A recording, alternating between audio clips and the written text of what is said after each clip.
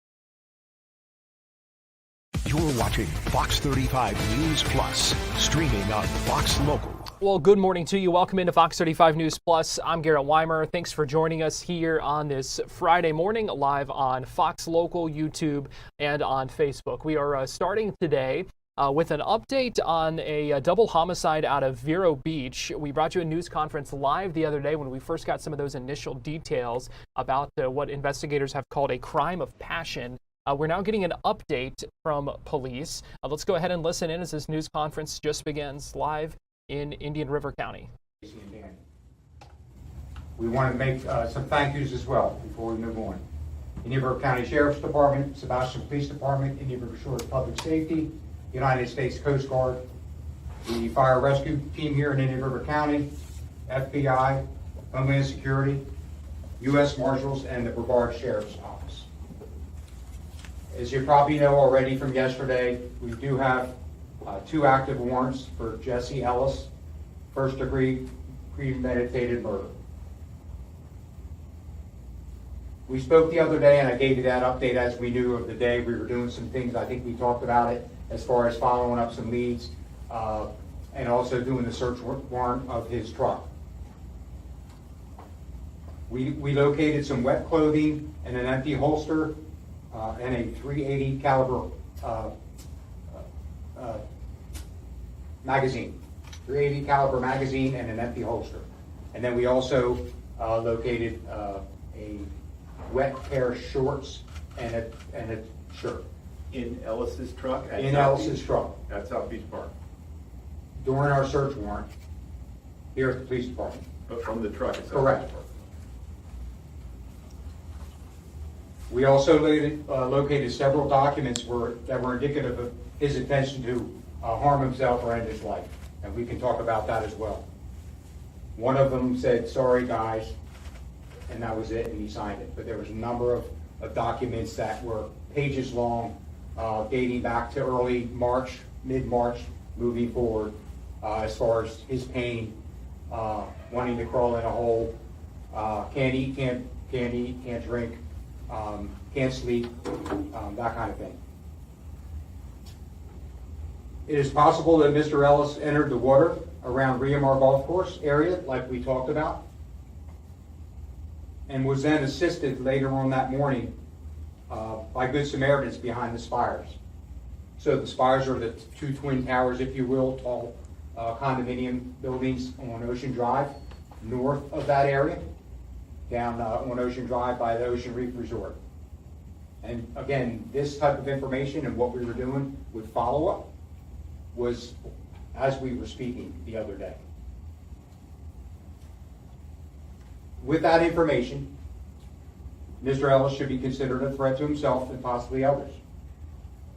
Residents should be aware of large enforcement presence focused on the beach side, and we're still currently out there. We're moving south with some of our efforts toward the St. Lucie County line. We did get some information, and we'll talk about the slide over to my right, but we did get some additional information and surveillance video to homes toward the south, toward St. Lucie County line into the Indian River County that is similar to what we're going to talk about right there. Please remain vigilant and call us with any information you may think would assist us. So the picture there, that was taken about 11, that's on a video. Cut and paste, so it's a little distorted. Our apologies in that regard. But that photo is was about 11:20 a.m. And that was just after the individual or individuals in the Spires Ocean Reef Resort area that called us that morning, and then we responded that they assisted a white male that they believed that it was Mr. Ellis. They believe that. He was apparently coming closer to shore. They assisted him to shore. He said he had a cramp and that he was okay. And again, around 11 o'clock, this is about 11:10 moving south. And that's why he certainly could have made it back to his truck right before we located the truck at 12:45 that day. So are you saying, what's your best scenario of the sequence of events that Mr. Ellis took after the shooting? He goes to the beachside, as we talked to about the other morning. Arrives there. The female that we talked about that called in that a male went into the surf, fully clothed. She saw him about 7:30. She calls us just before 8, around 7:58, as we spoke about the other day. And the fire department arrives, and then they determine where he is and launch their boat in that 8:30 range, like we talked about once again. They deem him, he's a little argumentative. He says he does this often. He gives him a different name. Again, Chief Davis can allude to that. And he wants to be left alone. They deem him safe. So, timeline-wise, if that's him, he drifts north, swims north, if it's a current going north. And then around that 11 a.m. period, he's closer to shore. And these individuals at the Spire and Ocean Reef Resort, which, as most of you probably know, are right next to each other, help him to shore. When you say help him to shore, did they go into the water to grab him, or is he coming out of the water? It sounds like he was closer than he was when he went off the Riamar Beach Country Club area. So he was closer. I don't know that he was coming on by himself. He may have been, but they went into the water to some extent, from what we understand. So after that, what do you think? What is your So best that's score? 11 o'clock or so, and this picture is at about 11:10. So he's moving. Again, this appears to be him, right? Appears to be him. We've showed the photos to friends and family that we could contact in our efforts to nail that down, if you will. So around 11:10, and again, when we find his truck, one of our officers found his truck at around 12:45. If it was him, he had already been back to the truck, because once again he leaves a pair of pants, a camouflage type pair of 3/4 length shorts that are wet and sandy, along with a blue dry fit style. I'm describing it as that type of shirt, again, wet and sandy, that he left in his vehicle. And that was what we found during our search. We brought the vehicle from South Beach with the search warrant, and then did the search here in our confines. And Chief, I'm sorry, Chief. You had said that you identified him initially on the surveillance video from the library. At what time did you identify him that morning? And did you put out an APB on him after that fact? So the incident was, again, around 7 a.m. at the library. Units on scene, of course, as you can imagine, calling state attorney's office, setting up the crime scene itself, medical examiner, calling out crime scene, calling out detectives. We have to review the surveillance video that was at the library. The Sheriff's Department, RTCC, put out a bulletin prior to 11 a.m. as a person of interest to law enforcement. Once we gathered that, remember too, we're sifting through that, and they do have different last names. They're married for approximately 13 years, I think I mentioned, but her last name's Mason. Her middle initial is E, that may be Ellis, but her name is Stacy Mason, and his name is Jesse Ellis. So putting those things together, checking Flock County, well, they live in Indian River County, but around 4th and US 1 early that morning, as I think I mentioned. My question pertains to him in particular, Yeah. because you were able to identify him from security cameras, whether library or Flock, and there was a time when that happened. Right. While all this is happening, apparently it was after the fire department had interaction with him, correct? Absolutely. The fire department, and I think it was clear the other day, and I know I did some follow-up with some of you, the fire department, when they were called out at 8 o'clock, 8:30, had no idea we were looking for anyone in that regard at that time. So does that answer your question? Right. Chief, were you aware that there was this incident at the library at the time? Chief, if you come up, Thank you. Yes, we knew there was a double shooting at the library. Connection to what that was and what our other men and women were going to at the beach, there was no connection at that point. Okay. Thank you. and again, it was around 12:45 when the Ellis's pickup truck was discovered at the beach. Again, can you walk us through how you determined that the owner of the pickup truck was potentially the person who was encountered earlier by fire rescue folks swimming offshore? Yes. So again, with the flock cameras, putting together a bulletin for law enforcement through the RTCC. The tag comes back to him. One of our officers again found the vehicle at 12:45, and the FD was, I believe, staging close by, or we at least had communication with them, as we always do. And once the communication was there, and we were there with this vehicle belonging to a certain individual, and we have the bulletin, I believe some of their employees said, we believe that may have been the same person we dealt with this morning. So you had a picture evidently of Ellis associated with the vehicle, showed it to the FD, and they said, hey, I think this is the guy. I believe that's how it happened, yes.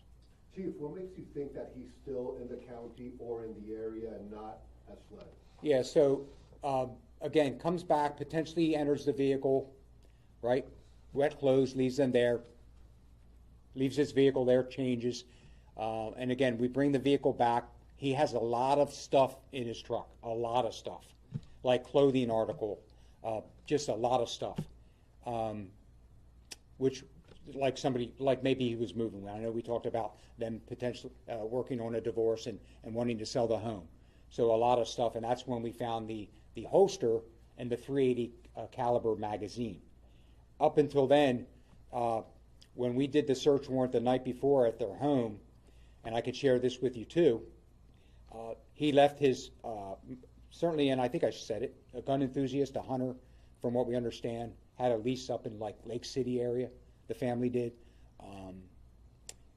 But he left his gun locker open. And numerous firearms that he left at the house. Left his phone there with a Post-it on it and the PIN number. So we had that through the search warrant.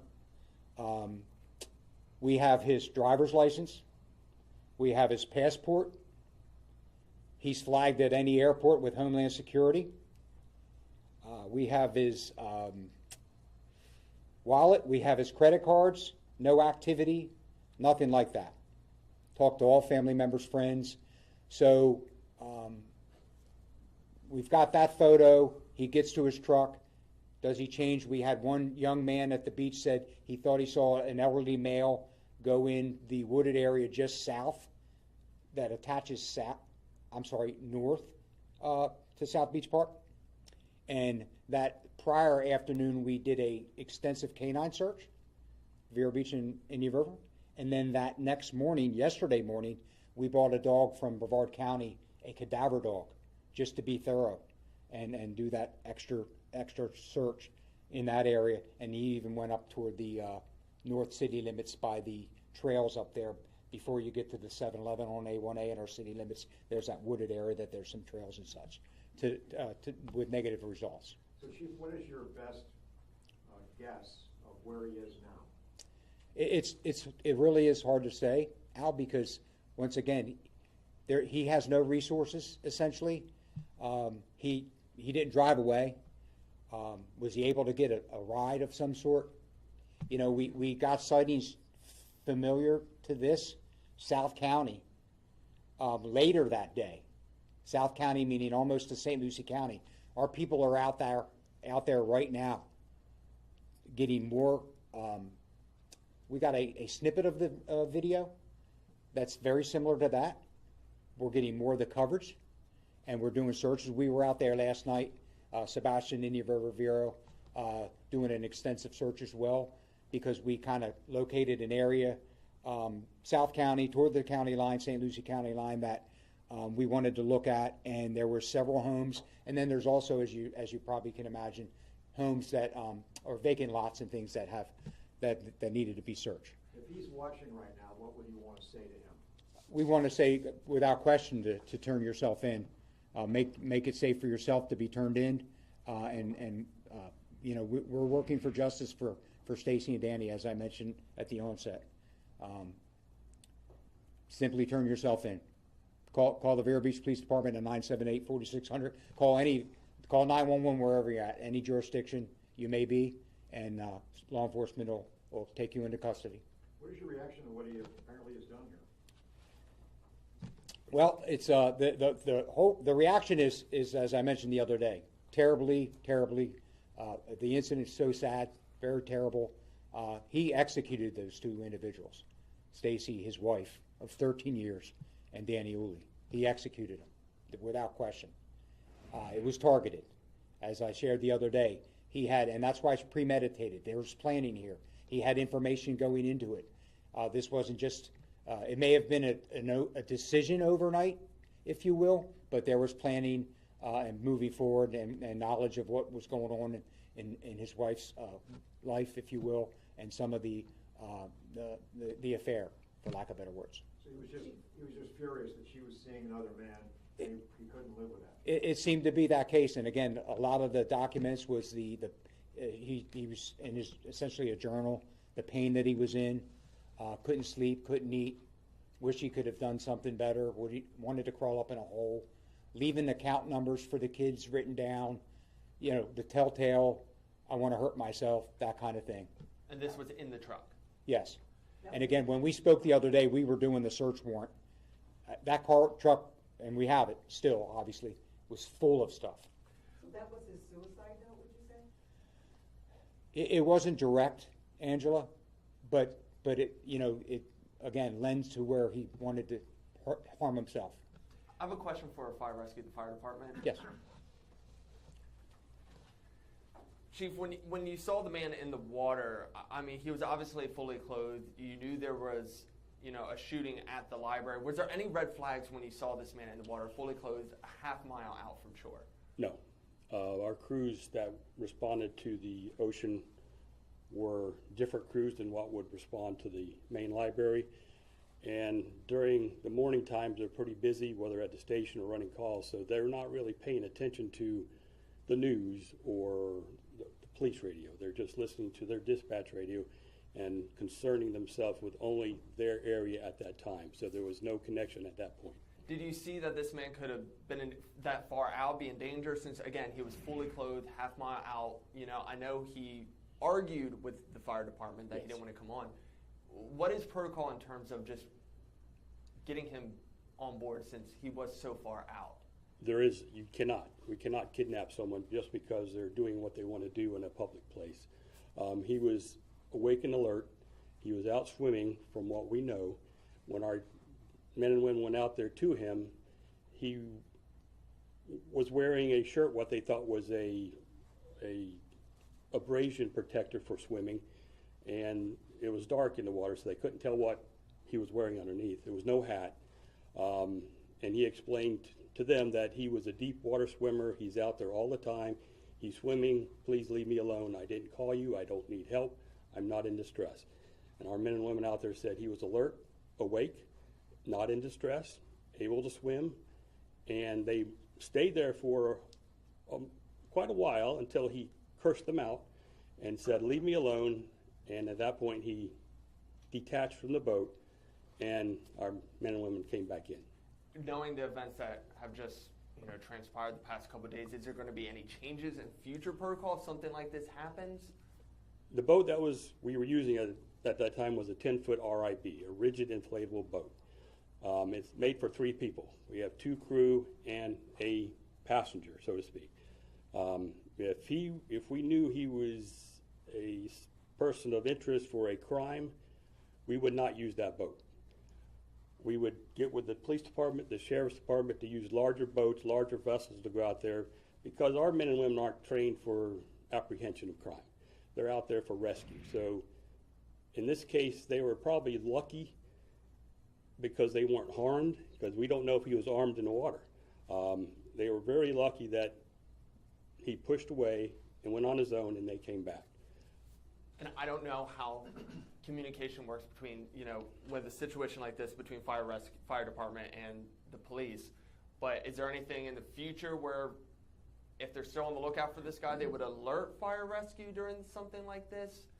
Yeah, and I think, and Chief just mentioned it too, that they do monitor our radios, but not necessarily 24/7. Yeah. So communication is very important with anything, and honestly, we've been very good, I believe, in this county with law enforcement and fire and all the agencies communication-wise, and that's important, no question about it. Chief, and sharing of information.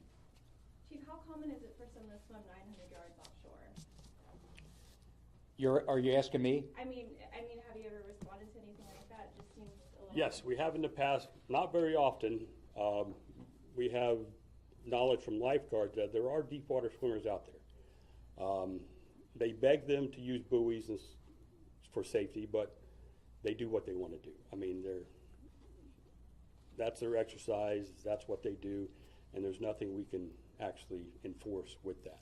How do you feel about the fact that scenario that you can say that would require you to rescue someone? Yes, if he was incoherent, if he looked like he was not keeping himself above water, if he was injured in any way we could tell, but none of that was the facts. How do you feel about the fact that you almost had him and he got away? I mean, we're not law enforcement. We're fire rescue. We're out there to save people. So basically, we can't kidnap people, basically. Because if we take someone against their will and they're alert and oriented, without injury and no distress, we could be charged with kidnapping. So basically, we did our job. Our men and women on the scene did their tactics perfectly. Were very dedicated, very responsible, did what they had to do. I'm proud of everything they did on that scene, and I'm proud that they weren't hurt either, because they could have been. It could have been a different topic right now we'd be speaking of if they would have tried to bring him in the boat and havoc ensued. I have a question for Chief Currey. Yes. It's not related to the water issue, but I guess going back to some of the things you said earlier, you thought that kind of was a crime of passion. There was perhaps an extramarital affair going on. How do you know, or what is your evidence to suggest that Mr. Ellis, Ms. Mason and Mr. Uli were romantically involved? Once again, during our investigation, they were together, clearly, and so that you start searching and you're going back, you talk to friends, family, co-workers, and we did that. I even spoke to, and I'm trying to remember exactly if I mentioned it the other day and the timeline of it, but I spoke to the county employees, the public works employees that, and I believe Chairman Lohr and County Manager Candace mentioned that day. I think so. I had done that by then. Went to the county administration to speak to the employees with them, to pay our condolences, to say if you know anything, about this, the relationship, if there was one, what have you, let us know. And even from that, we gathered, flirtatious, exercising together, spending time together. And then again, I think I shared to you that Mr. Ellis solicited a private investigator, and it wasn't too terribly long ago, but leading up to Tuesday, they had been seen together at least twice prior to Tuesday making it the third time. Mr. Ellis received some of that information from the PI the night before. Have you interviewed the PI? I'm sorry? Have you interviewed the PI? Absolutely. So are you we wouldn't have the information otherwise. So are you saying that the PI told you, or you learned from the PI, that Mason and Uli had met up twice prior to the date of the homicide at the library? Twice that the PI knows of, once he was, brought on board to do some investigation. And kind of met at that same general area for however long they had met? They met in North County once. They met the same library here in Vero City the Monday before, and then they met back again the morning of the incident. Vero Beach Police Chief David Currey speaking with reporters now, answering questions as the double murder suspect remains at large. We heard the other day in the news conference that they believe the suspect, who is the estranged husband of one of the victims, shot them at the library, then was seen going into the water. We now know, according to witnesses, that he came back out of the water and remains at large. Still a lot of questions about where he might be. We've got to take a break here on Fox 35 News Plus as that news conference continues, but we'll be right back after this.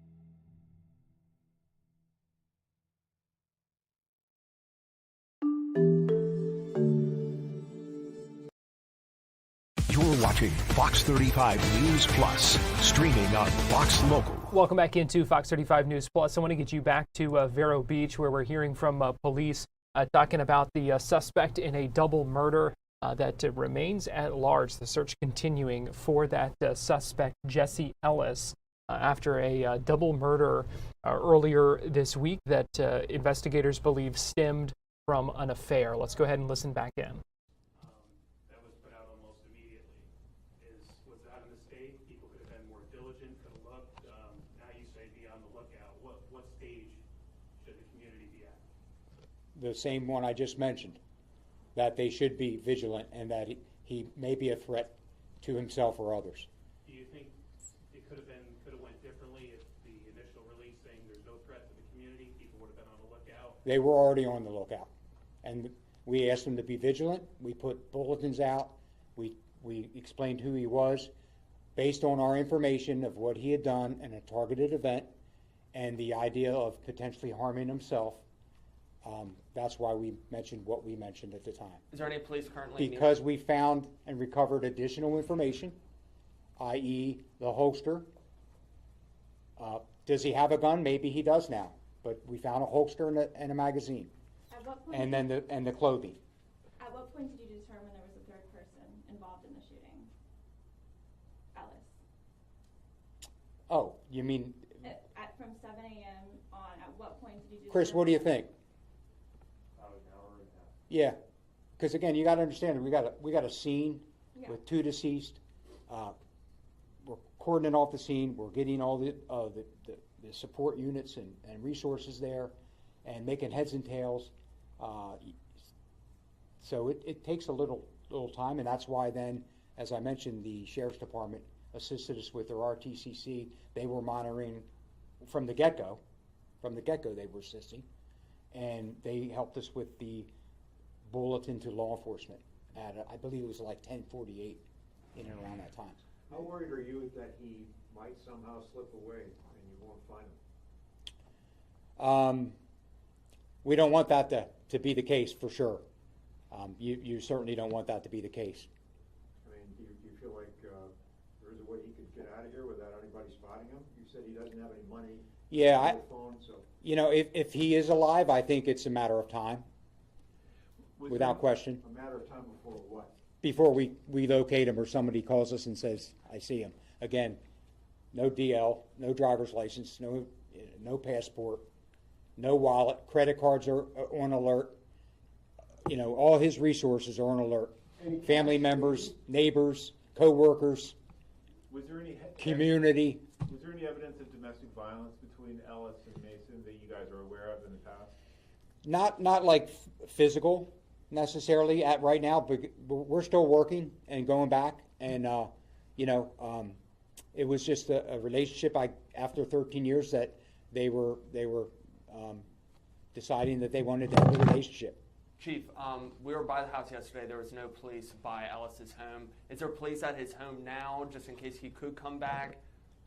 We don't have anyone there 24/7, if that's your question. Yeah. But we've talked about it, and we're looping that area as without question. And that's why I said neighbors, because I even asked the same question, right? But we believe the neighbors would assist too. In the earlier news conference, you sort of indicated that generally, to the best of your knowledge, Uli and Ms. Mason perhaps had struck up a relationship 3 weeks ago, a month ago, something along those lines. Is that still kind of where you're at, or? With knowledge, understanding time frame and knowledge, where they, again, they're co-workers. When did that start? And that's where the fellow workers and employees, kind of, oh, wow, they came up to me. Wow, they've been seeing flirtatious. They're exercising together. Things are kind of, the light bulb's going on even with the coworkers. So that's trying to help us out as well. Chief, you're back at South Beach Park again this morning. I'm sorry, Angela? You're back at South Beach Park this morning. We are, yeah. What are you looking for, something different that you haven't in the last Just continuing to comb the beaches, be alert. If he went back into the water, right? If he hurt himself on the shore line in the dunes. you know, we have to exhaust and stay on top of everything.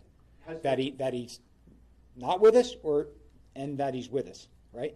Chief, has there been any leads to potentially describe what he's wearing now? What I can say to that is the photos that we got after he changed and are kind of similar. Shorts, if it's the same person, again. So the answer is not necessarily, but if it's the same person that was continuing south in the South County towards St. Lucie, yeah. We had some friends look at it. That it looks like that's him, but that's not 100%, right? So the person, and that's what you kind of think about. You see that, and the person that we see south is shorts with the shirt off. In your estimation, this is prior to getting to the truck to change, correct? That's 11:10 a.m. prior to getting to the truck. After the towers. Yes. Okay. Yep. So before he got into the truck, evidently the second time. Right. Well, no, coming back. The first time, in a sense, after he left. Yes, after the towers, around 11-ish. Okay. That was time stamped about 11:10. And it's a video, and again, we try to zoom in and give you something there. This is from someone who witnessed this on the beach? It's a resident. No, that we actually combed in that whole area for cameras, residential cameras, and that's from a camera/video from one of the residents in the 2300 block of Ocean Drive, which is between Riamar Country Club and the beach access, Riamar Beach Access and Beach Club.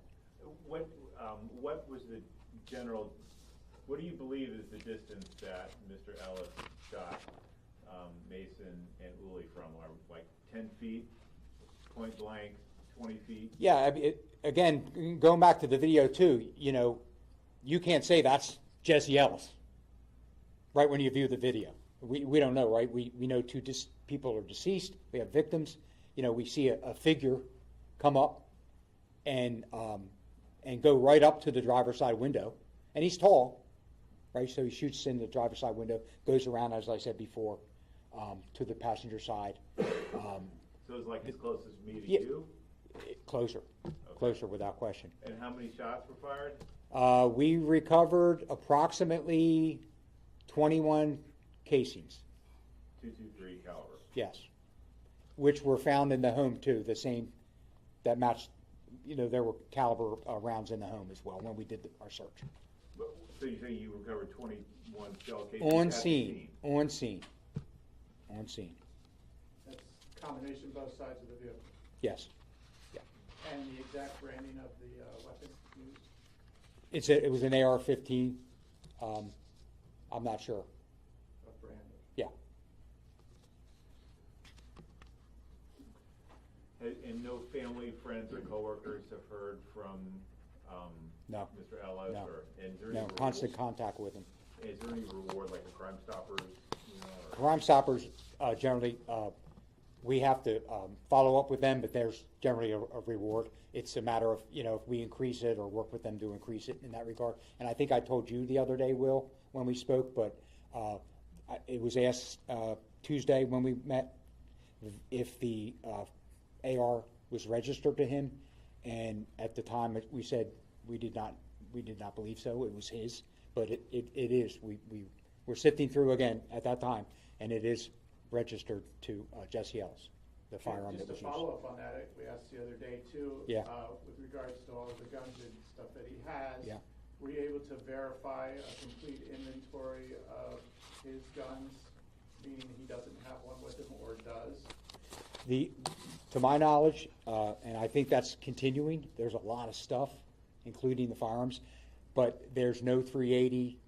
The 380, if he had one, based on the holster and the magazine, that's the gun that may be not accounted for. Yeah, that could be. I mean, it could have been an empty holster and no gun at all, but that would be, You didn't find that 380 in the home? No, to my knowledge. Correct, Chris? Yeah. So he could be walking around with a 380 at this point. He could be, and that's why we didn't feel he was initially, right in the ocean. You see him there, doesn't appear, comes out, gets to the vehicle, potentially at large, at a danger.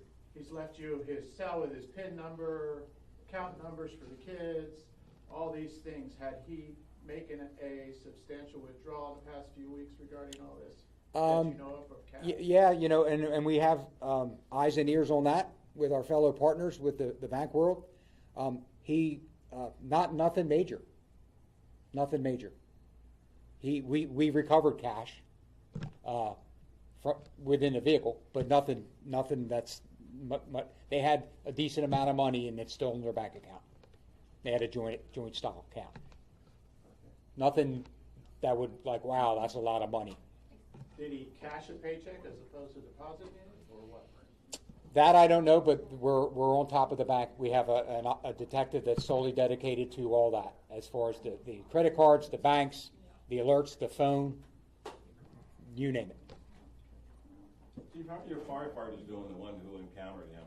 I mean, do they feel, fortunate that nothing happened, or do they feel like they wish they could have did something? I mean, you touched on it, but what do you tell them? Yeah, they feel relieved that they had an encounter with a dangerous suspect and unknowns to them, and they came home alive. I mean, they're very well trained, they're dedicated, they're dependable, but things like this we encounter a lot. I mean, unknowns and things of that, and they're able to adapt. They're trained to adapt to things like this. But this is an unusual event. This is something very unusual for this county, and they were very fortunate, and they feel very fortunate they weren't hurt during the activities. Were those ocean lifeguards or? Fire rescue personnel. We had two stations respond to that call, Station 6 and Station 2.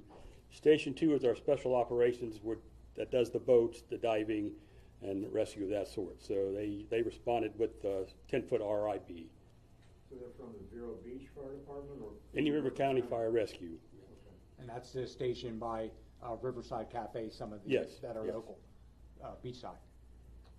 I apologize, Chief, that you mentioned this, but again, I believe a family member of Danny Uli was kind of suggesting don't believe the agenda or something like that. Are you're still pretty confident that? I'm not sure I'm not following you, Will. Well, it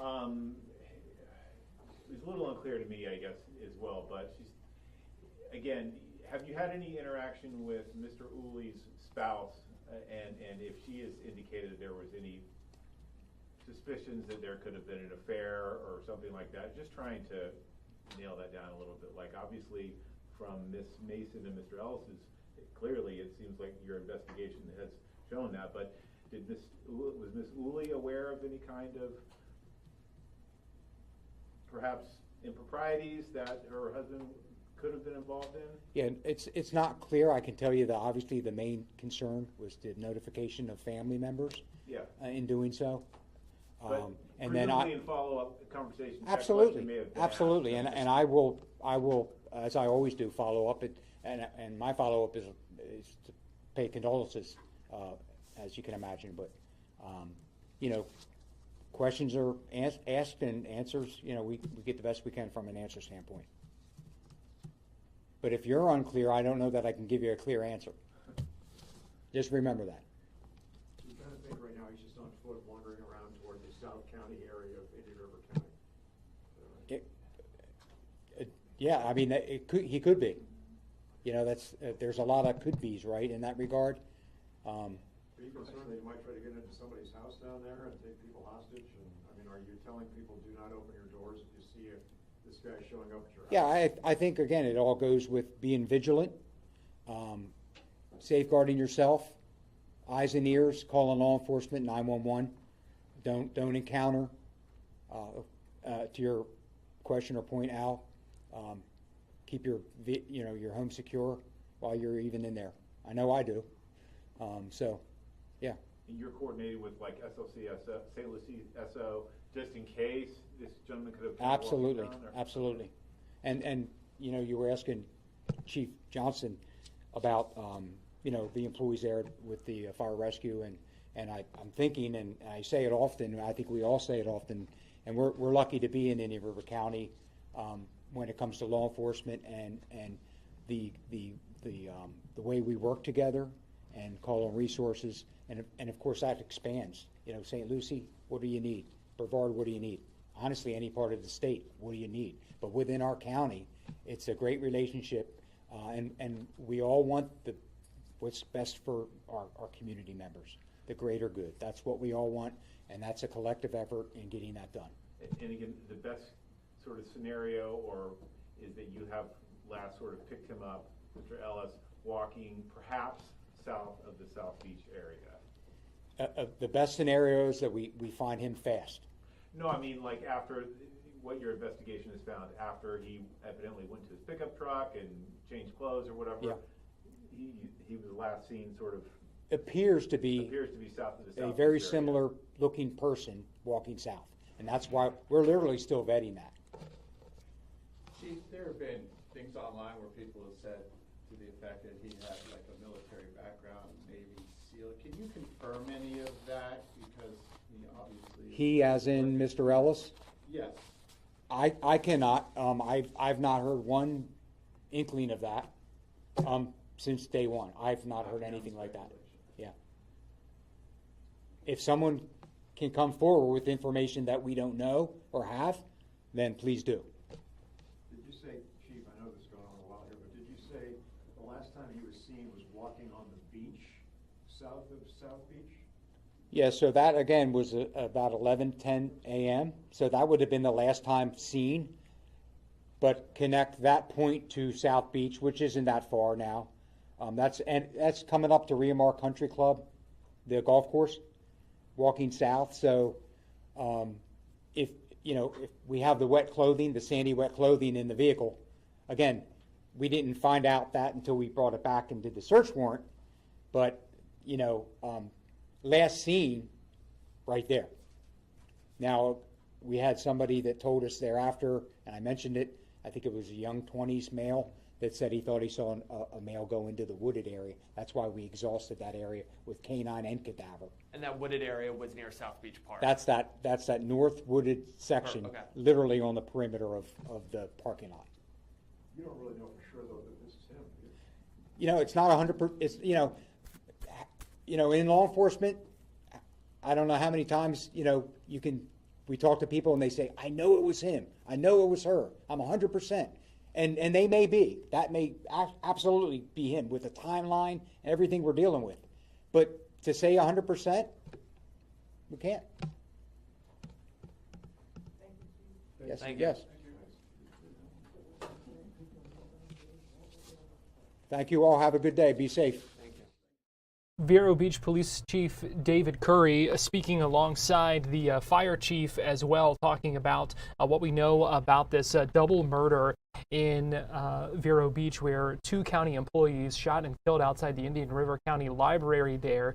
The search continues for the suspect in this case, Jesse Ellis, who was married to one of those victims. Investigators believe there may have been an affair going on between those 2 county employees meeting up at the outside the library there earlier this week when they were shot and killed. When we first brought you the Vero Beach news conference the other day on Wednesday, I guess that was, police at the time had discussed the fact that suspect, Jesse Ellis, was seen in the water about 900 feet out, and that crews had approached him to try to help him. We heard quite a bit more about that today. The fire chief describing him not wanting their help, eventually cursing them out, they said, and sending them away. So they left. They did not attempt to rescue him against his will. But it was also interesting to hear witnesses telling police that they believe they spotted him, helped him a little bit further down shore, helped him get out of the water. And so they no longer, there was thought and discussion the other day that there was a chance that that suspect had drowned in the water. But now we know, according to witness reports and what police were saying out there today, that they do not believe that is the case, that he could still be out on the run. Now, where he is, we don't know. Someone said they saw an older man walking into the woods.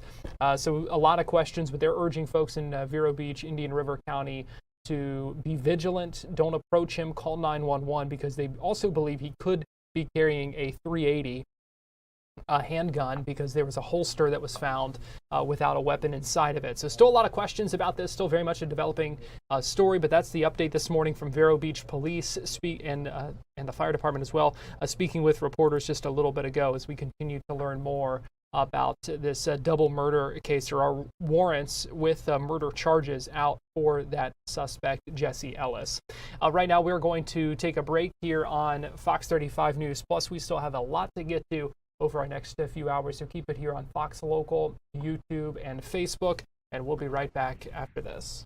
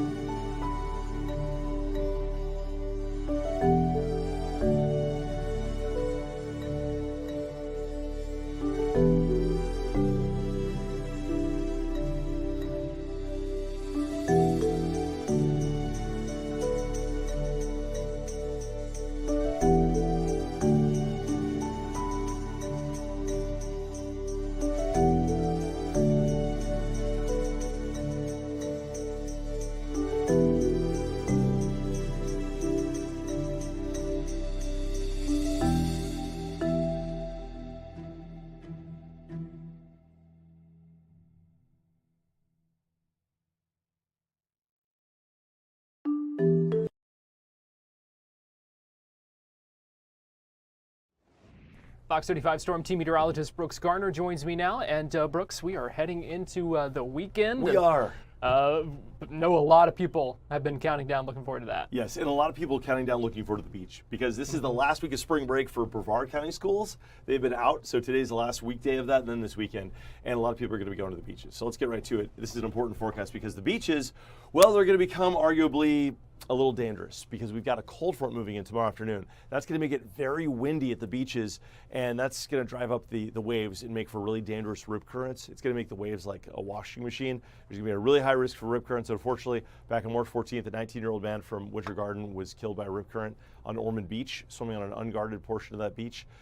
So make sure if you do go in, you are within view of a lifeguard in case you get swept out. It's legit dangerous. We'll talk about it. 82 will be the high tomorrow. A warm morning, a windy afternoon. Sunshine in the morning, cloudy in the afternoon. A couple of showers around behind the cold front. Cold front moves through about lunchtime. It'll be cooler on Sunday, but I wouldn't call that cold. Mid-70s. It'll actually feel really delightful for gardening or golfing or whatever you're doing outside, but the ocean is still going to be really rough.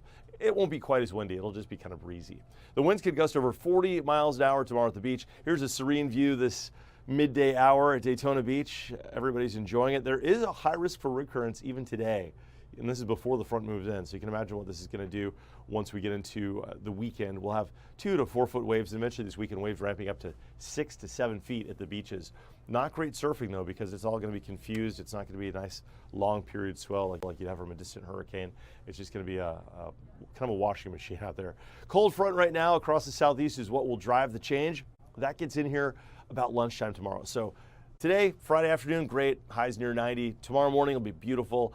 it'll probably be pretty inviting to go to the beach, and why not? Go to the beach before lunchtime. But once those clouds roll and once the wind kicks up, you'll probably want to call it a day because the rip current risk goes up a lot. It'll actually be pretty unpleasant. We're going to have sand blowing around. It's going to be gale force winds. Looks like some storms will be possible in South Florida tomorrow, south of Lake Okeechobee and Fort Myers, if you're heading down that way. But for the Orlando area and Central Florida, it'll be dry on the west coast and maybe just a couple showers on the east coast. Sunday, much of the same, cooler weather with a breeze. But look at the red. See the red? That's gusts over 50 miles an hour on the open waters. So for boating, it's going to get really rough out there, like 15-foot swells. So hazardous for small craft. 30 to 35 mile per hour gusts on the regular Saturday afternoon, Saturday evening for Orlando. We may have a couple of small limbs taken down in trees as they're brushing against each other and they have the fresh leaves on them. You'll see little leaf clumps falling in the yard. The winds will calm down, as I mentioned, on Sunday, but still breezy. So for the beaches, dangerous conditions with a busy beach weekend. Everybody trying to get in the last few days of spring break. Only swim near a lifeguard, seriously, and the high surf is going to be a problem. Okay, out on the waters for boaters, and this is our big takeaway. It's going to be rough. Small craft, there's actually a capsize risk, and for large craft, it's going to be really uncomfortable. If you've ever been out in the waves where you have 15-foot swells, that is not fun. I did it once, and not by choice, and it was not fun. Yeah, so there's that. It was a bigger boat, but probably not big enough to make it fun. All right, let's talk 7-day forecast. I don't think it's ever fun. Even if you're on a cruise ship, 15-foot waves are probably not fun. 86 degrees for today, 82 tomorrow. The wind kicks in, cools down Sunday, but then we're back to the 80s. So a weak cold front in the sense of the temperatures, just a strong cold front in the sense of the wind. And we're going to have a sort of all-present chance for showers through Monday before we get back to the warmer weather for the end of next week with mid and upper 80s returning. Yeah, 15-foot waves doesn't sound like a good time to me, no matter what you're on. Have you ever heard of sea legs? When you get off the boat and you still feel like you're on the boat? Mm-hmm. That was me for like a week. Some friends said, hey, let's go sailing. And it was wonderful. It was a wonderful experience. So we got out into the open gale. It was the North Atlantic in October. There was like a distant hurricane. Garrett, I've never seen the ocean do that before. We were out in the middle of the ocean. I mean, it was like like a fish story. It was this big. Wow. You should have been there. No, I should not have. and then we went out to an island to go. It was like actually a charmed existence. Let's go out to an island and have lunch out on the island. By the time we got out to the island, I was so seasick, I couldn't even look at the food. Yeah, that does not sound like a good time. Fun. But it makes for a good story years later. It was a good story. Then I got this weird pirate accent afterwards. I got back to land and I was like, "Arr, there she blows." Anyway, I hope you have a great weekend. Stay safe out there in the waters. Yeah, Fox 35 Storm Team meteorologist Brooks Garner. Thanks for joining us. You bet. And as we go to break here on Fox 35 News Plus, let's give you a live look at Daytona Beach from our Hard Rock Hotel camera. Certainly be aware of those beach conditions that Brooks was telling us about when it comes to rip currents and those big swells. We're going to take a break, and we'll be right back.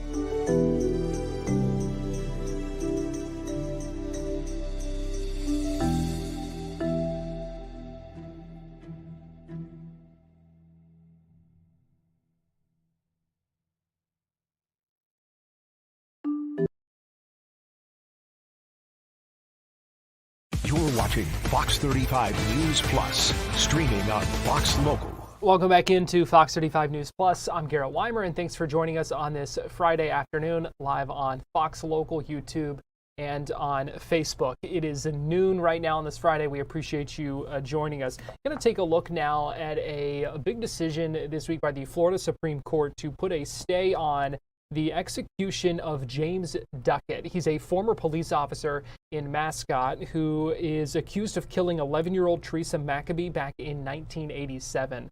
The Supreme Court, the state Supreme Court, issuing the stay as they await the results of additional DNA testing in that case that his team claims. Duckett's team says that this will could show his innocence. So we have a lot of questions now about what happens next in this process for this inmate who has been on death row and was awaiting execution. And so joining us live now to make sense of this and provide some additional information and context for us, we've got Celia Ruiz, who is a defense attorney with the Rivas Law Firm and legal expert. And we appreciate you joining us this afternoon here on Fox 35 News Plus. Thank you. Thank you for having me. So first, I want to get your reaction to this decision from the Florida Supreme Court. We know that death penalty cases take a long time to move through the system. This one certainly has. But to have a stay like this issued by the state Supreme Court, is this a rare step? Is this something that happens? Just give us your reaction. Put that in context for us. It's not something that happens normally. However, it is important to note that if there's a possibility of making sure that an innocent person is not convicted or executed, then obviously that's an important decision to make. And if that's what it takes to make sure that they have the right person, then it's necessary. And so they're going to be testing some additional DNA evidence in a case like this. From all the times that something like this does take to play out, why would something like this not have been tested before? Any idea? My understanding of a review of this case and the decision for the DNA is the DNA evidence has been around for some time. It just has not been tested, as they can only test it once. My understanding is they only have enough to test it the one time.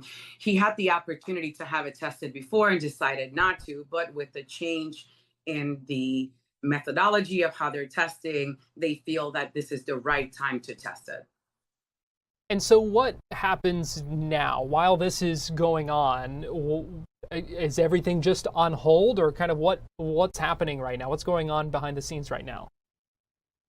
I can't speak to what's going on behind the scenes as far as the state attorney's office goes or the governor's office, but I can say that if the results are supposed to come out by 5 p.m., then obviously everyone is awaiting those results, because if those results turn out to say that he is not a donor, then possibly there's another person involved and that needs to be looked at. So I would say everyone's just kind of on pins and needles waiting to find out the results. And if that happens, depending on what these results say, then what happens? Does that mean a new trial? Does that mean, what does that mean?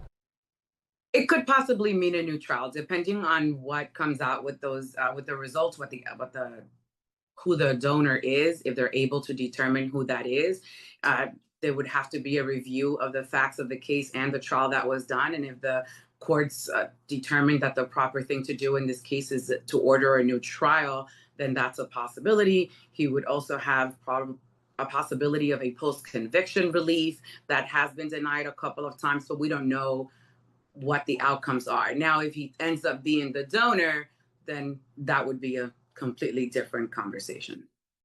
If you are Duckett's defense attorney right now, his defense team, is there anything you would be doing right now, or is it just waiting on these results and waiting to see what happens next?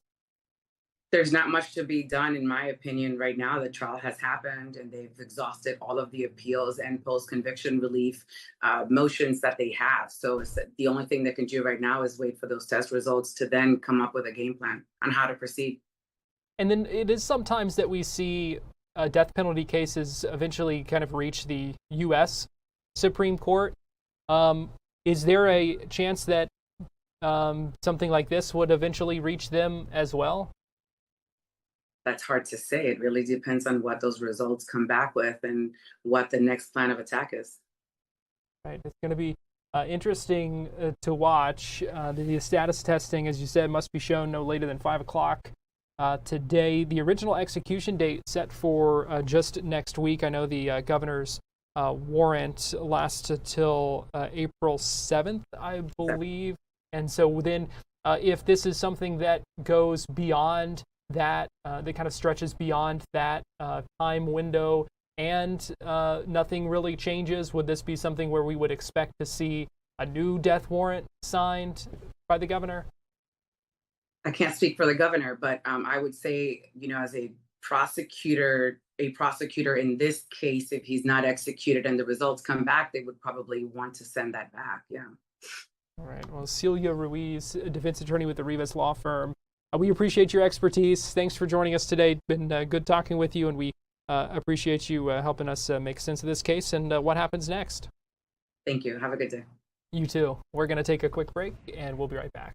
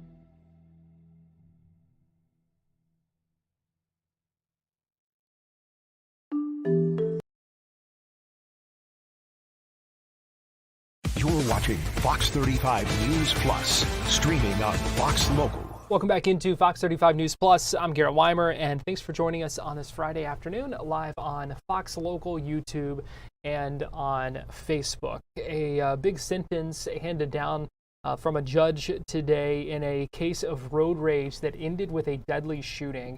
We're talking about Nayel Abraham, who today was sentenced to 50 years behind bars in a deadly shooting from July of 2020.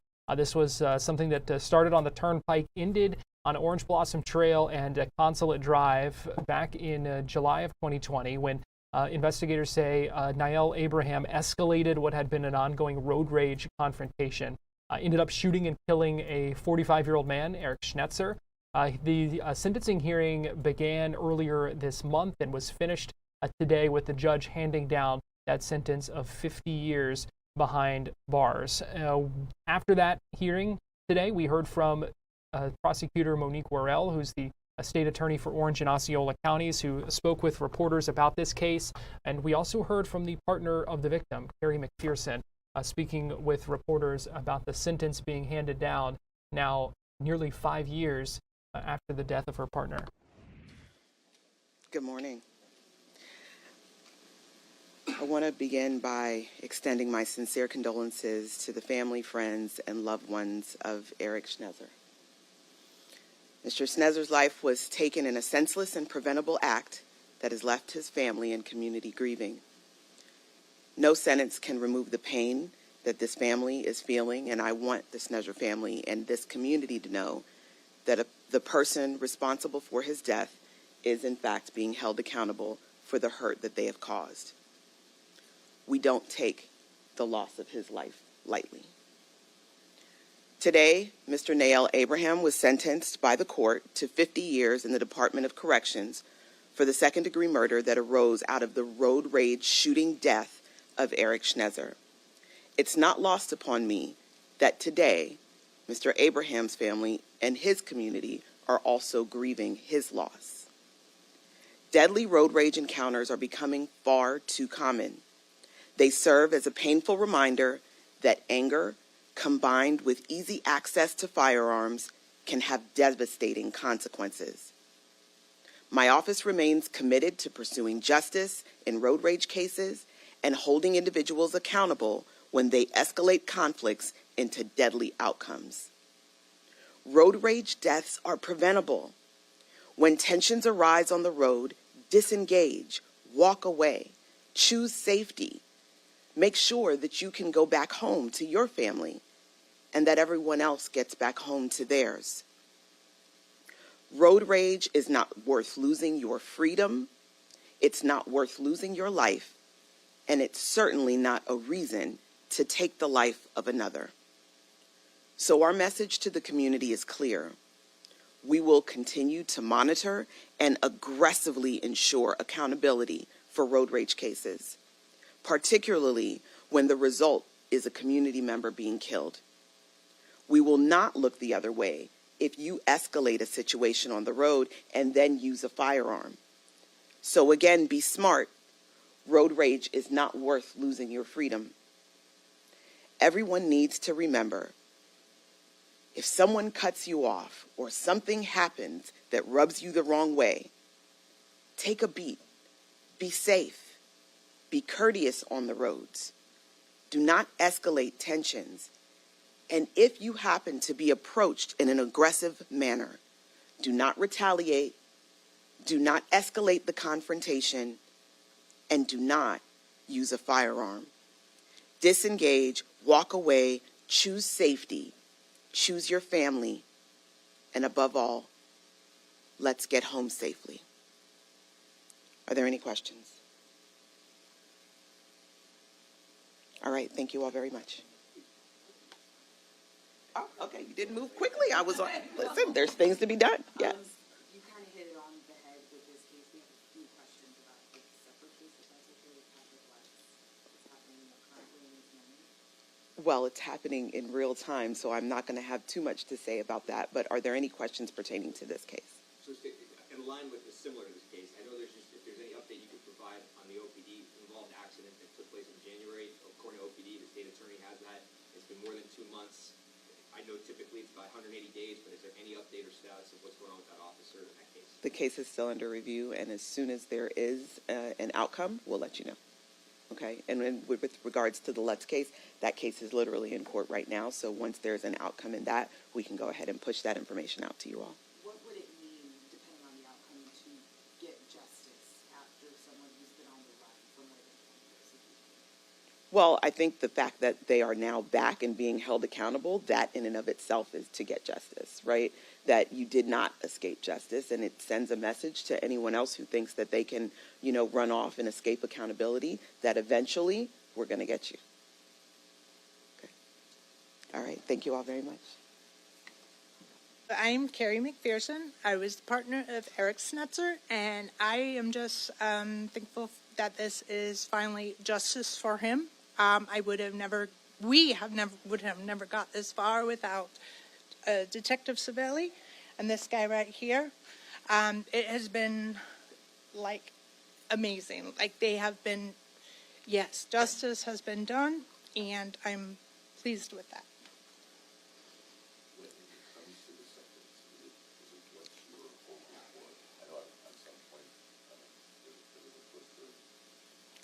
Yeah.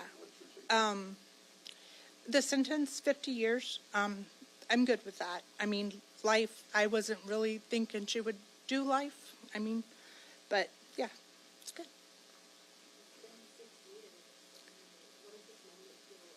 It's a relief. I feel like he's gotten justice, and we've been through a lot. And Mr. Wiggins can tell you it's just been non-stop with the delays and the everything with the case. So it's been exhausting. So it's a relief to finally know that it has been served. So.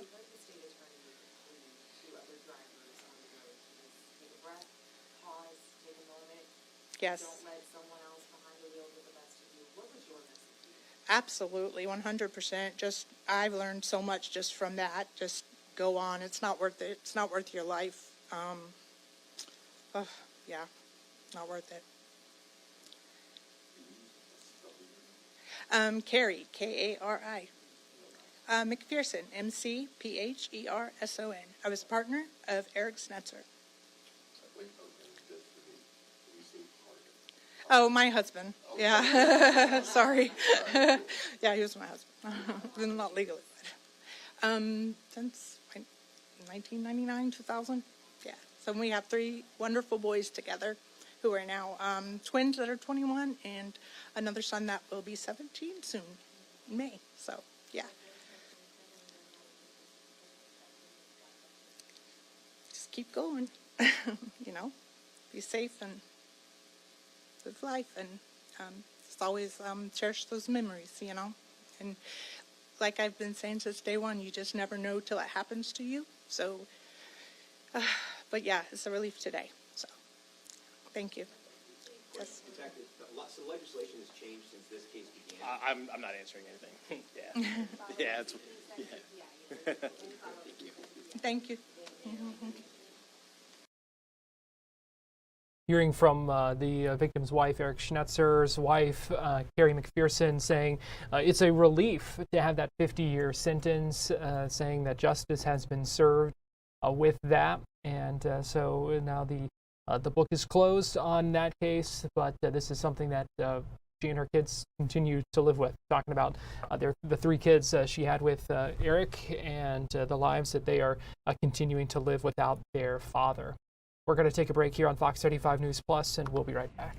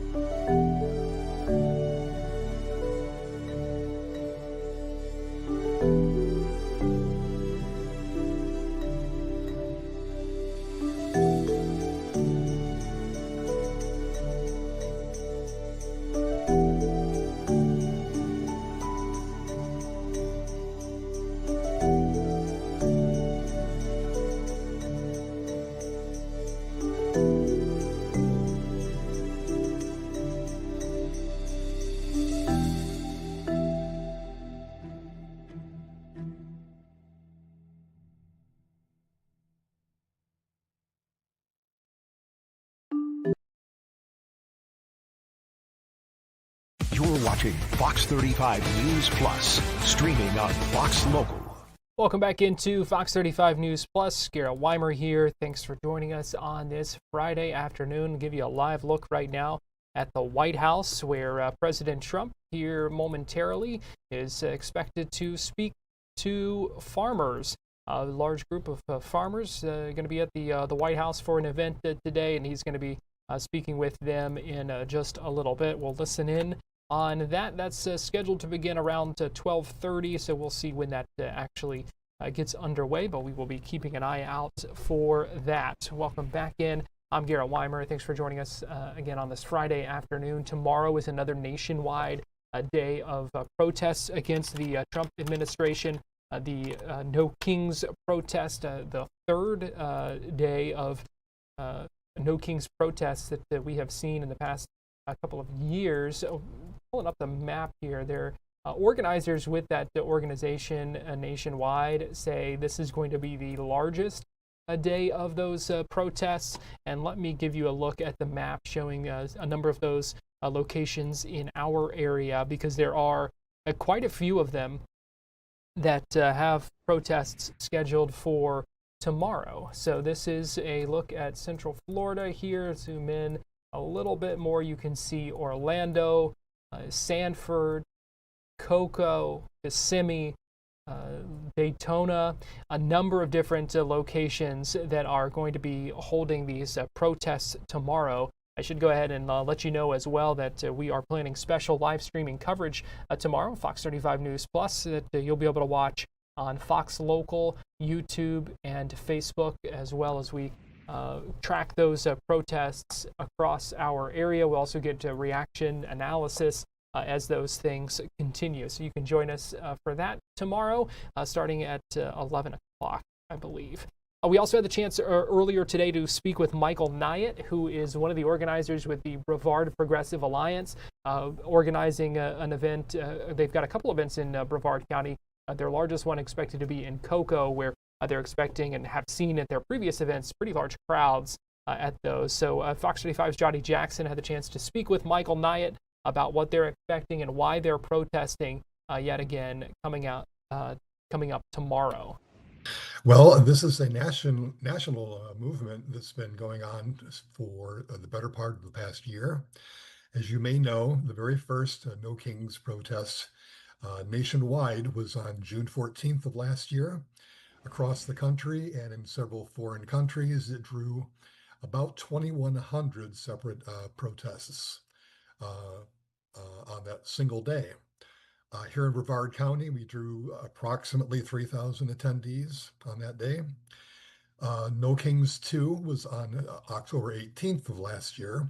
Nationwide and across several foreign countries, that event drew some 2,700 separate protests. Here in Brevard County, we drew close to 4,000 attendees. Now, I'm not making any predictions, but the energy that I've been feeling tells me we're going to draw even more than that tomorrow afternoon. As of yesterday afternoon, nationwide and across a number of foreign countries on almost every continent, the total number of protests that had been organized amounted to 3,267 protests. So this movement is growing, it's enthusiastic, and we're going to win. And so as far as the No Kings protests and the 50-51 coalition goes, what are really the biggest things that have changed from last October, the second round of these protests, to tomorrow?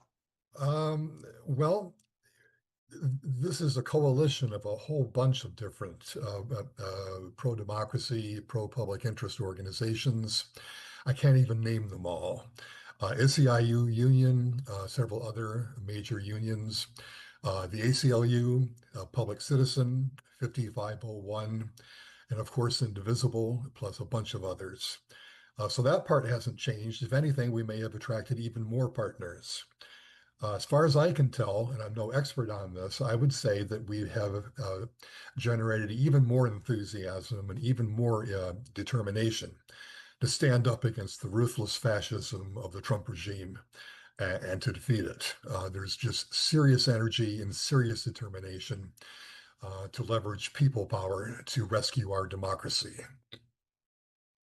And when we talk about the Trump administration and kind of what's been going on since October, what are the main, I guess, pillars that the No Kings protests are really honing in on this go around? Well, No Kings and Indivisible, which is the main organization that's been organizing it, is very decentralized.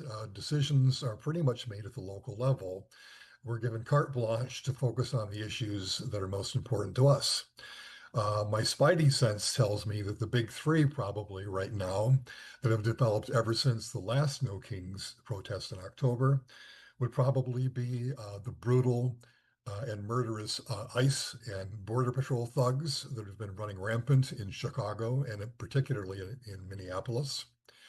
Second one would be a brand new one, which is Donald Trump's idiotic war in the Middle East, which has basically set the entire region on fire because of his stupidity and the fact that he doesn't think ahead or plan.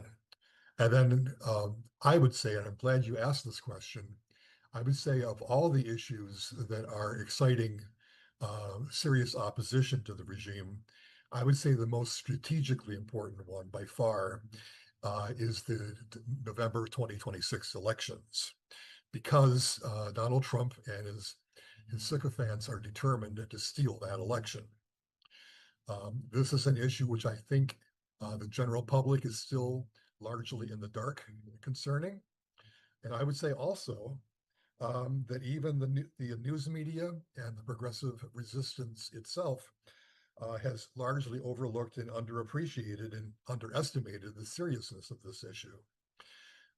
What they've been, and I can tell you this because I've been researching and monitoring the issue for weeks now. It's nothing like what Donald Trump attempted to do on January 6, 2021 by trying to overturn the 2020 presidential election. That was amateurish and opportunistic by comparison. What's been going on now for the last several months is far more multifaceted, much more sophisticated, much more strategic. It has a number of moving parts, all of which are in motion right now. And these people mean business. They are going to try to steal this election if they can. The courts have fortunately been very good about defending our rights, holding the regime to account for their violations of the Constitution. And there are a number of organizations which have been fighting them in court preemptively regarding this one issue, election security, including the Democratic Attorney General's Association and the ACLU and Public Citizen, and a number of others that have been fighting the regime in court to basically keep them out of it. As you may or may not know, Article 2 of the Constitution makes no mention whatsoever of any executive role in the administration or oversight of our elections, period. What Trump and his people are trying to do is thoroughly and absolutely unconstitutional, and they must be held to this account. Ultimately, I feel that what's necessary to safeguard our elections, however, is going to be people power. We need millions and millions of voters across the country to understand the seriousness of this issue. And we need to lay the groundwork for a serious voter backlash to any attempts to overthrow this election. Just to conclude that point, I can tell you that they are planning to deploy ICE and Border Patrol agents to the polling places in order to intimidate voters, particularly black people and brown people. And they're also they've also been suing and extorting the states to force them to turn over their voter registration data to the regime, which also is thoroughly unconstitutional, and any number of other tactics that they've also been doing at the same time.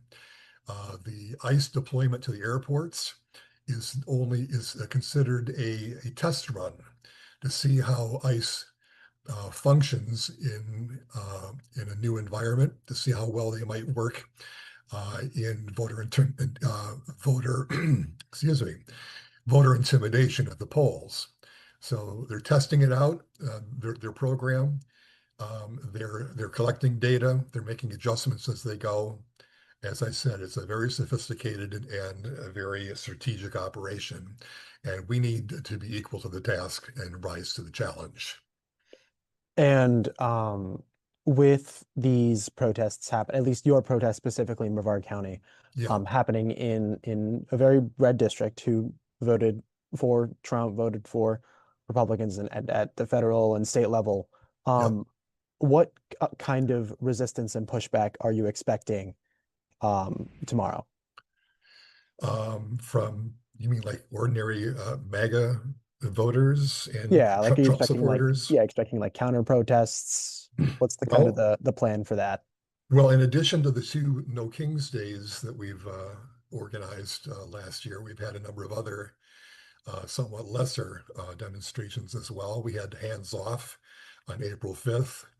We had an International Labor Day demonstration on May 1st, about 3 or 4 others at least. And throughout all those demonstrations, the only sign of any MAGA counter-protesters has been the occasional person waving a Trump banner. And that's it. There's been no violence. There's been no threats. We've had no trouble whatsoever. And then I guess, what's kind of the end goal? Is it really just mobilization, rallying voters? Yeah, we want to grow the movement. It's essential that we reach not just those who are of our particular political persuasion. Most of us identify as progressive. We're also reaching out to mainstream liberals, conservative Democrats, independents, swing voters, Republicans, including some disillusioned MAGA voters who we've also been attracting. We wish to emphasize that everybody is welcome to these events, including the MAGA people, because ultimately what this regime is doing affects every citizen, every citizen of this country and every legal resident as well. We're all in this together. We all have the right to expect that our government respects our constitutional rights and privileges, and they have not been doing that. So this is for everybody. And I will tell you also the exact coordinates. We're meeting tomorrow at 12 noon at the intersection of State Road 520, otherwise known as King Street in downtown Cocoa, right at the intersection of US Highway 1. We'll be going from 12 noon to 3 p.m., and we hope to see lots and lots of new people. And by the way, if anyone is interested in joining with us on a longer term basis, we invite them to go online and navigate to indivisible.org. That's indivisible.org. They can sign up for the newsletter, learn more about what we're doing and how we're doing it. They can find a local chapter of Indivisible that they can join to begin to organize with them. If there's no local chapter that they can find, they're welcome to start one of their own. This is another way that we grow the movement. And if they choose to do so, they will receive support and help from the national level. And what would you say to someone who, or the large portion of Florida voters who voted for President Trump in the last 3 election cycles? What's your message to that person? I would say we feel your pain. Many of you feel as if you've been cheated and lied to, because you know what? You have. Donald Trump lied to you. He promised you that he would improve the economy. He promised you jobs. He promised you low prices. He promised you no more foreign forever wars, and a number of other promises he made, every single one of which he's broken. You had a right to believe that Donald Trump would keep his promises. Unfortunately, he hasn't. And there's no shame in admitting that you made a mistake. Everybody makes mistakes. So don't worry about it. The important thing is to do something about it now. And you can do that by joining with us at indivisible.org and/or showing up at the protest in downtown Cocoa tomorrow afternoon. It was Michael Nyatt, and again, we will have special coverage tomorrow on our live streaming platforms, including analysis, political analysis. We will talk about safety and security at protests. We will also get some response and reaction from Republicans as well, pushing back on the protests and the what we're seeing across the country coming from that. So you can join us for that tomorrow on Fox Local, YouTube, and on Facebook. Meanwhile, let me give you a live look right now. We're still waiting for President Trump, getting ready to speak to a group of farmers on the grounds of the White House. We're going to take a quick break right now here on Fox 35 News Plus, but we'll be right back.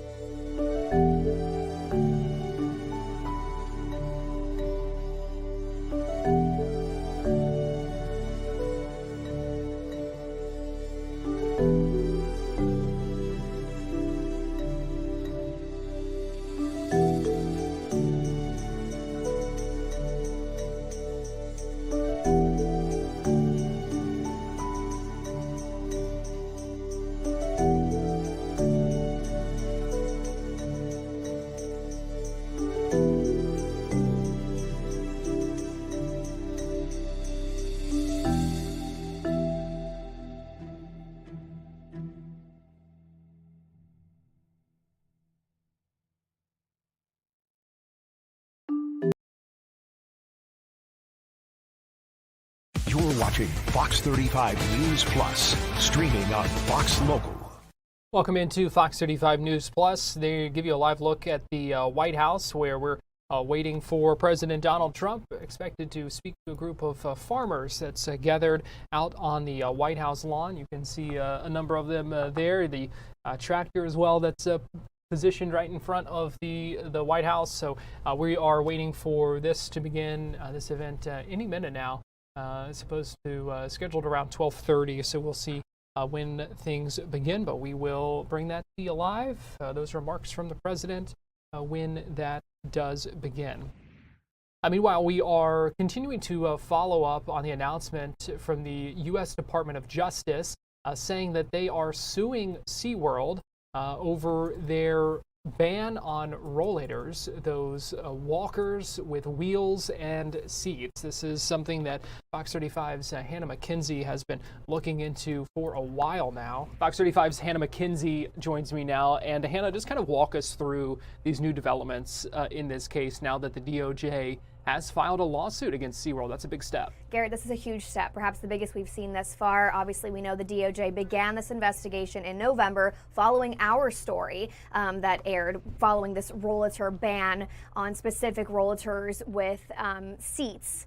These walkers, these wheeled walkers. So this has been going on since November. DOJ first began investigating it right after our story, and now 4 months later, they have announced they are suing SeaWorld. They have found that SeaWorld and the parent company, UPR, is in direct violation of Title III of the Americans with Disabilities Act, the ADA. So they have moved forward. They've said for the last 4 months, everything that UPR and all of its subsidiaries have been doing is in direct violation of the ADA, and they're calling for them to end on this policy ban. And so what is it that they're saying violates that? So basically they're saying this discriminates against people with specific disabilities. So when it comes to mobility, from what I'm hearing from everyone I've interviewed for this story, is mobility is not one size fits all. So there are different mobility needs and there are different devices that serve specific needs. SeaWorld says they changed their policy on these wheeled rollators with seats because they saw numerous safety concerns. They saw people misusing them, using the seats as more of a wheelchair style or kind of riding them. But the people who really need these devices to get around say they don't misuse them. They need them to move around. And just because a few are, using them incorrectly doesn't mean you should ban the rest of people from doing it. So they're saying this is a discrimination against people with disabilities. There are three main kind of points, Garrett, that come with the suit. So DOJ alleging a pattern of discrimination here with multiple examples of how this has gone about for the last 4 months. They're demanding UPR stop discriminating against people with disabilities, modify their policies to comply with the ADA, and then train staff on the direct instances that deal with the ADA. And you mentioned kind of what the DOJ is saying about how mobility is not one size fits all, and I know you have talked to folks who use these devices at the parks who kind of echoed that, saying this is really what I kind of need. Yeah. So Nancy Schwartz was the initial whistleblower who came to us when this SeaWorld policy switched, and she's been on the forefront of this. So when I spoke with her yesterday, when the lawsuit came down, she said she was elated. She was like, I finally feel like someone is hearing me, someone's listening to me, someone's taking, my worries and making a change. So she's thrilled about all of this. I do want to bring up, though, that, Garrett, this is the first time we've actually heard from other folks as well who have been listed in the DOJ investigation. So they're not listed by name, but there are some identifying factors, one of which was probably the most heartbreaking that I saw was an 8-year-old girl. I don't believe she's local. We'll check back in with Hannah in a little bit here, because I got to get you to President Trump speaking at the White House, where he is delivering some remarks to a group of farmers there. So let's go ahead and listen in live. On for the single largest gathering of American farmers that the White House has ever seen, has ever had. And rain or shine, and you don't mind rain, shine. The one thing about farmers, they don't care about that weather. They get out there, it makes no difference. But rain or shine, no one has more grit or greater spirit than the American farmer. We love the American farmer. I just gave you $12 billion. I don't know if you know that or not. You make enough money, it doesn't matter to you, right? But we just provided $12 billion, right, Brooke, for the American farmer. You think Biden would have done that? No, he wouldn't have done that. We're delighted to be joined by Secretary of Agriculture, who's doing a fantastic job, Brooke Rollins. Brooke, thank you very much. Secretary of Health and Human Services, Robert F. Kennedy Jr. Robert, Bobby. EPA Administrator is doing such an incredible job. He's getting those costs down for you, and he's always protecting the environment, but he does it quickly. A real superstar, Lee Zeldin. Thank you, Lee. Great job. And someone everyone loves, and they love in particular the job she's doing, Small Business Administrator Kelly Loeffler. Kelly, thank you very much. Thanks as well to John Hoven, Joni Ertz, Pete Ricketts, along with the chairman of the House Agricultural Committee, G.T. Thompson.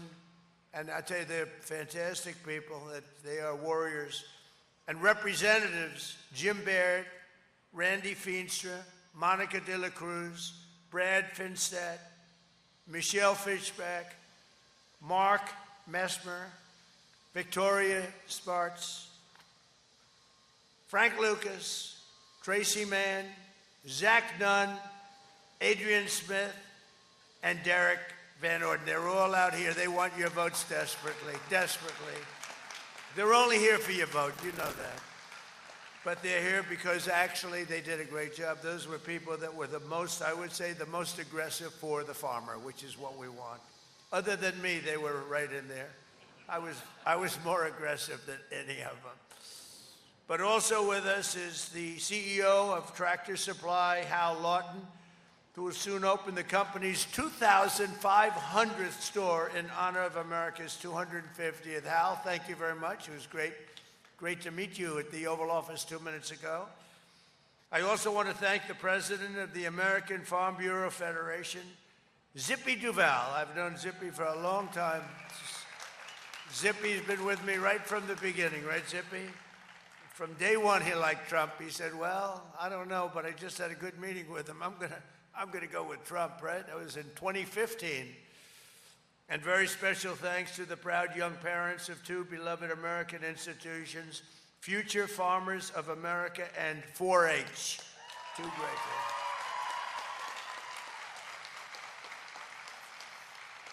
For 4 disastrous years before I took office, Sleepy Joe Biden and the Democrats in Congress crushed America's farmers with the worst inflation in the history of our country. Prices were going through the roof. So bad, it was so bad what they had done to our country, and by the way, in so many other ways too, borders and everything else. But they crippled the American agriculture industry with brutal restrictions and failed to negotiate even a single new trade deal on your behalf.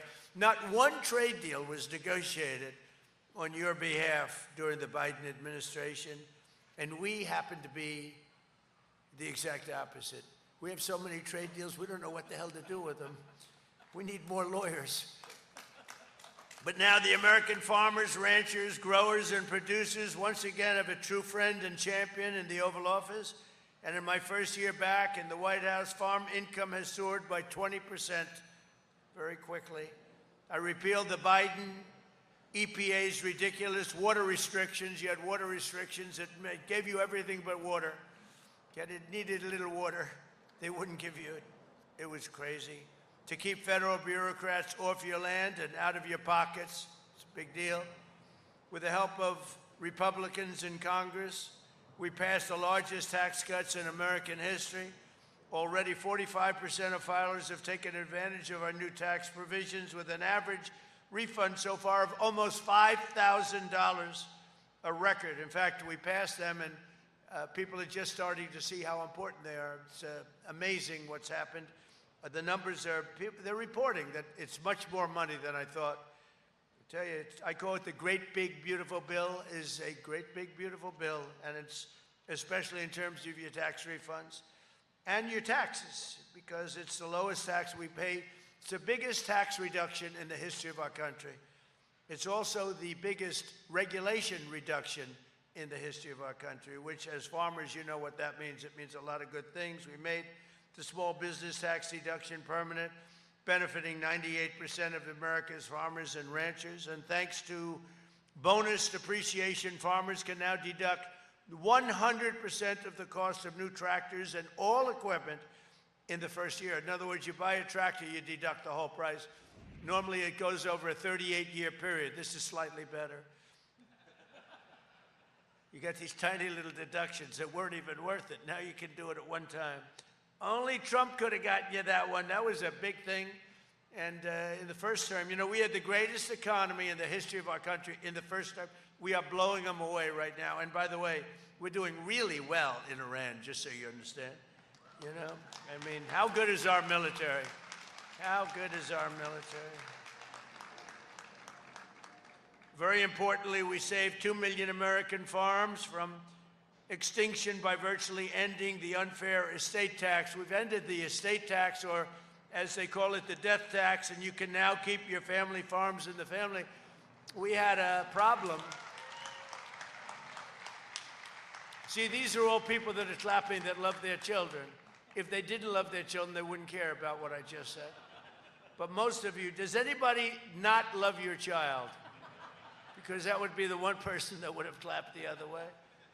No, it's a big thing. I would see farmers, and they pass away. They love their life. They love this. There's something about a farmer, maybe more than anybody else. They love that. They love the soil, and they love their farms. And they'd pass away, and they'd have wonderful children, and the children would get hit with this massive tax bill for the value of the farm. Sometimes the farm is very valuable, but the cash isn't so readily available.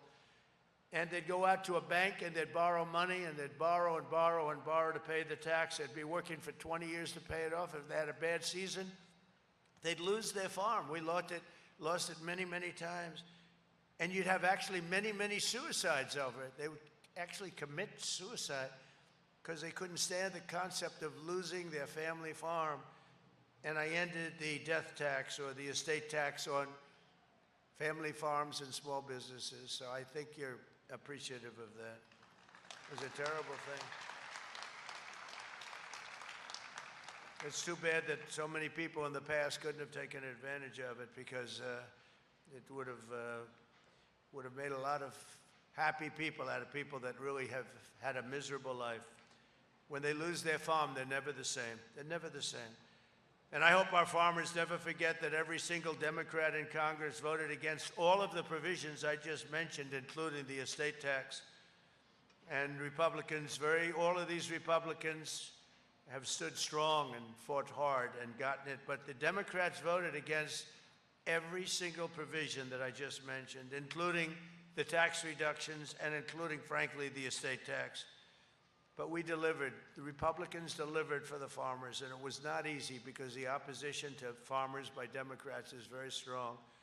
Thanks to our trade deals, you're now sending over $40 billion in American soybeans to China. I want to thank President Xi of China, because we had a deal at 20, and I said, could you do me a favor? It's a big place. Could you double it? And he said, what are you talking about? I said, could you make it 40 instead of 20? And he overrode all of his people. He said, all right, I'll do it. And you got 40 instead of 20. So now you go out and buy bigger tractors. What can I tell you? Remember when that was announced, everybody was surprised. Everybody thought it was going to be 20. He was very good. But the American soybeans are now being shipped to China in record amounts, and we expanded markets for American beef, dairy products, biofuels across Asia, Europe, South America, like we've never had before. Our farmers and agricultural producers do not want handouts. They really don't. The farmers come to my office a lot, and they just, sir, please just give us a level playing field. Others want more than that. They want everything. The farmers want a level playing field, and I talk about it all the time. That's all they want, because you were just the last 4 years before this one, before our great first year.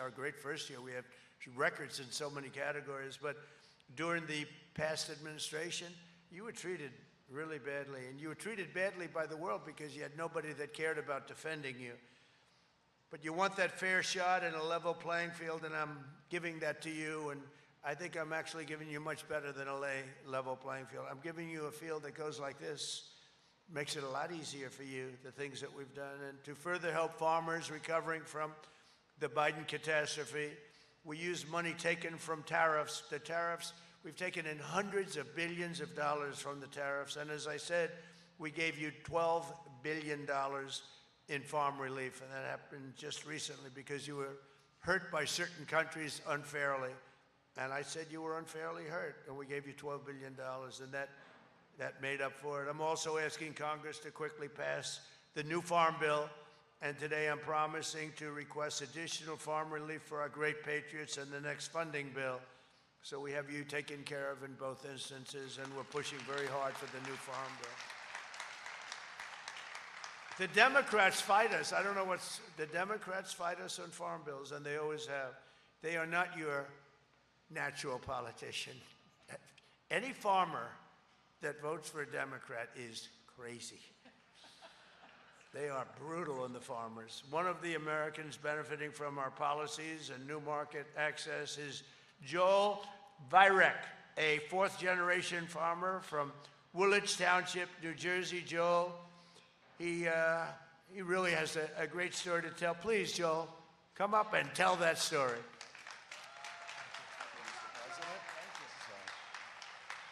I just want to say thank you, Mr. President, for the opportunity to speak today and for having this event and inviting us all here.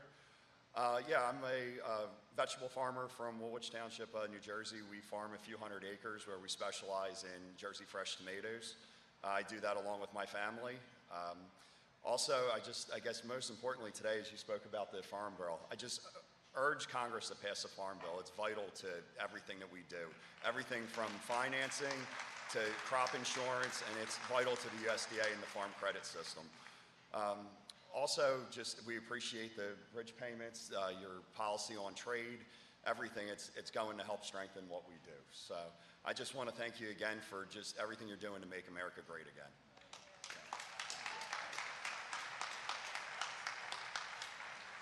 You know, while I'm up here, I'm looking around. I love construction. You see all those nice Caterpillars and John Deeres. We have a lot of John Deeres. That's a big dig. And we're building a ballroom for 150 years. They've wanted, every president said, could we have a ballroom, please? A room where you could have a lot of people.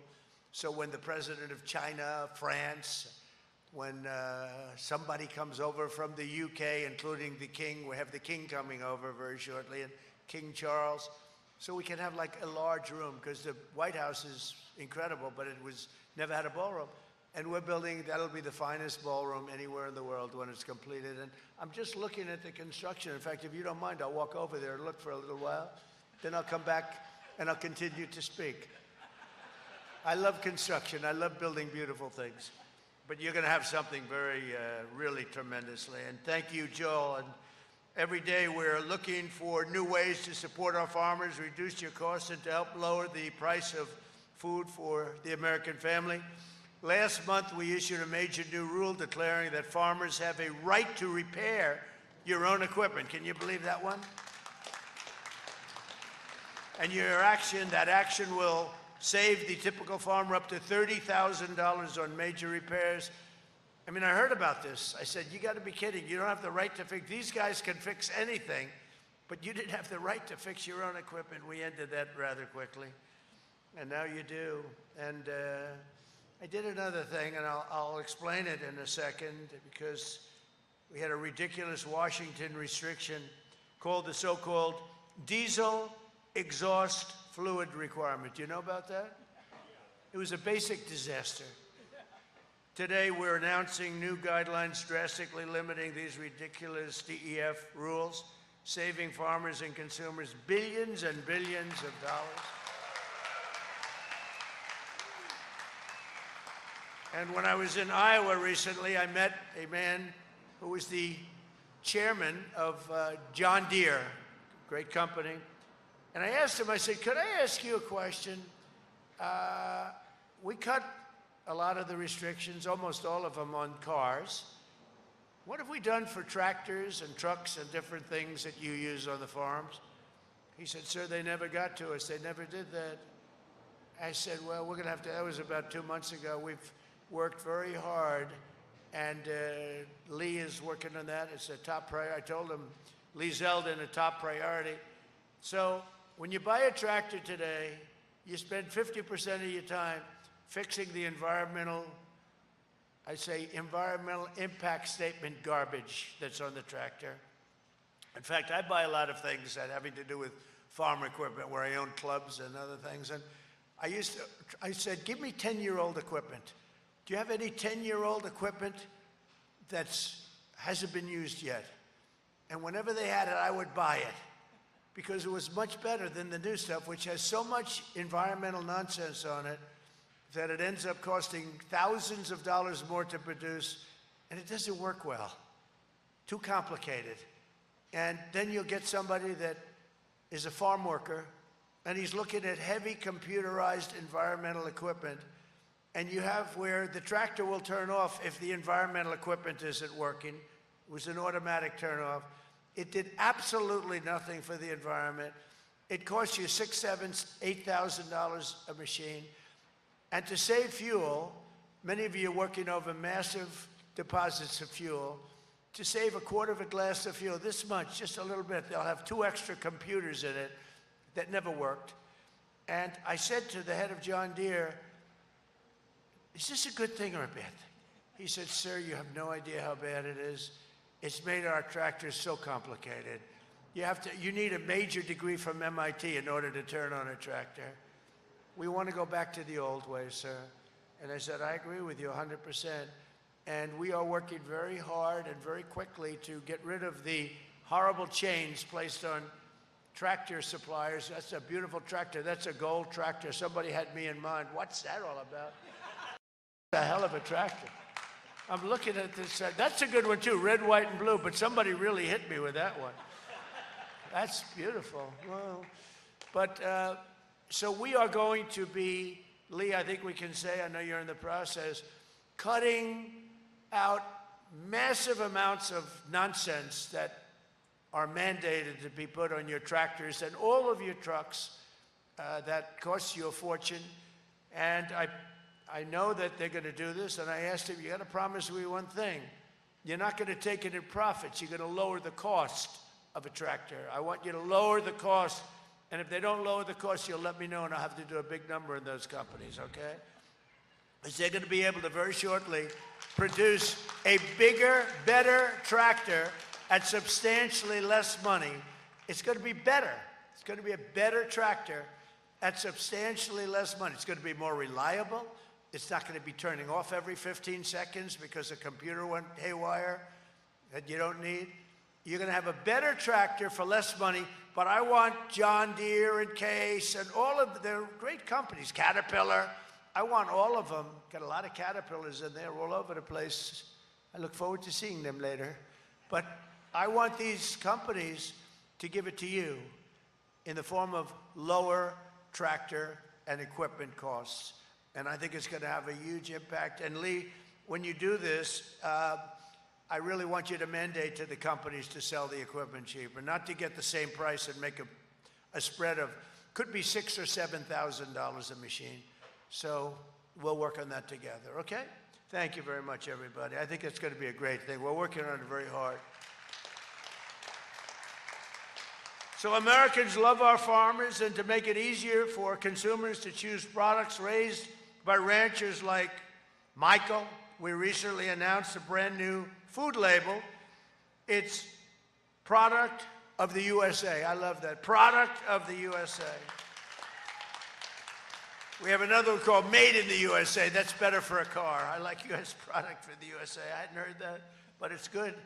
They want the USA product. When Americans see those words in grocery stores, they'll know that it was raised, harvested, and processed by the greatest farmers and ranchers anywhere on the face of the earth. You are the greatest. Nobody even close. Just like we have the greatest military. We have the greatest, most powerful military in the world by far. We have the greatest farmers also. Thanks.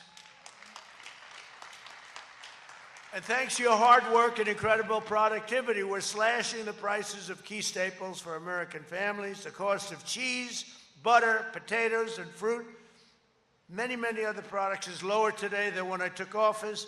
Eggs are down, as an example, 60% from when I took office.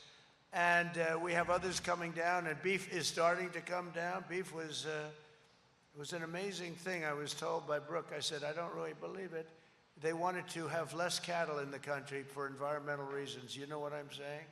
Do you know what that means? Can you believe it? Who would think of this? These are sick people. No, they want less cattle for environmental reasons.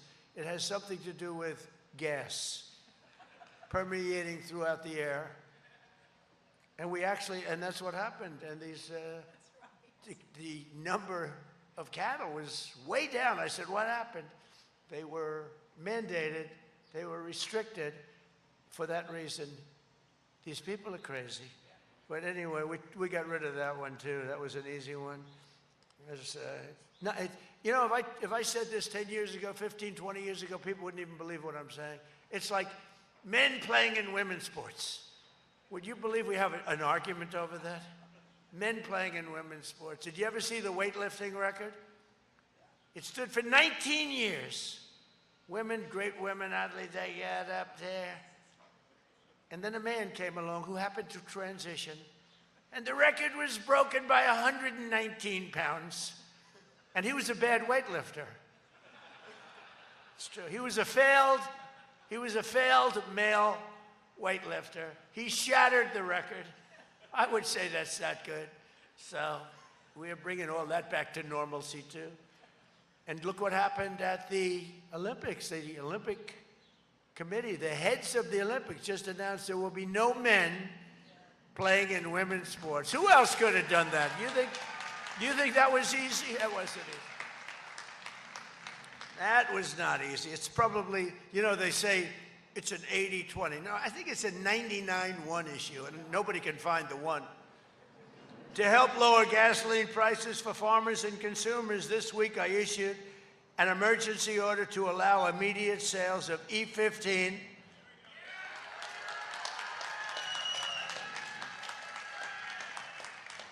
and just as I promised in the campaign, I'm seeking congressional action to allow E15 all year round, okay?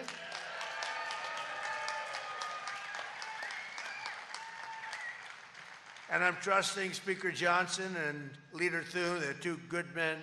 I'm trusting them to find a deal that works for farmers, consumers, and refiners, including small and mid-sized refiners. And they're going to send me a bill, and we should be able to get that done. We've worked with the refiners before, and we're going to get that done. Today, I'm also announcing a dramatic update to the renewable fuel standards for 2026 and 2027. A big problem, what they've done to you is, and the country, what they've done to the country is just incredible. The environmentalists, I mean, they are terrorists. They were terrorists. I call them the environmental terrorists, and will now be requiring the highest volumes of renewable fuels in history. These new standards will generate over $10 billion of rural economic benefit, create an estimated 100,000 new jobs, and massively increase our nation's energy supply. It'll come right out of the farms. In addition, to help bring down grocery costs even more, today I'm pleased to announce that the Small Business Administration, that's Kelly, is opening up massive new loan guarantees for farmers and food suppliers, including vegetable farmers, grain farmers, and seed farmers, cattle, pig, and poultry producers, grocery wholesalers, and many more. So if you're in the industry, Kelly, you better get ready. You're going to be inundated, right? It's the first time that's happened. And you know, when they say she's the head of small business, when you add it all up, it's got to be the biggest, it's like the biggest bank in the world or something. It's nothing small about it. But you'll do a job, Kelly, right? Help them out, right? From Texas to Kansas, from Iowa to Idaho, and from Minnesota. Did I hear Minnesota? How is Minnesota doing? What's going on?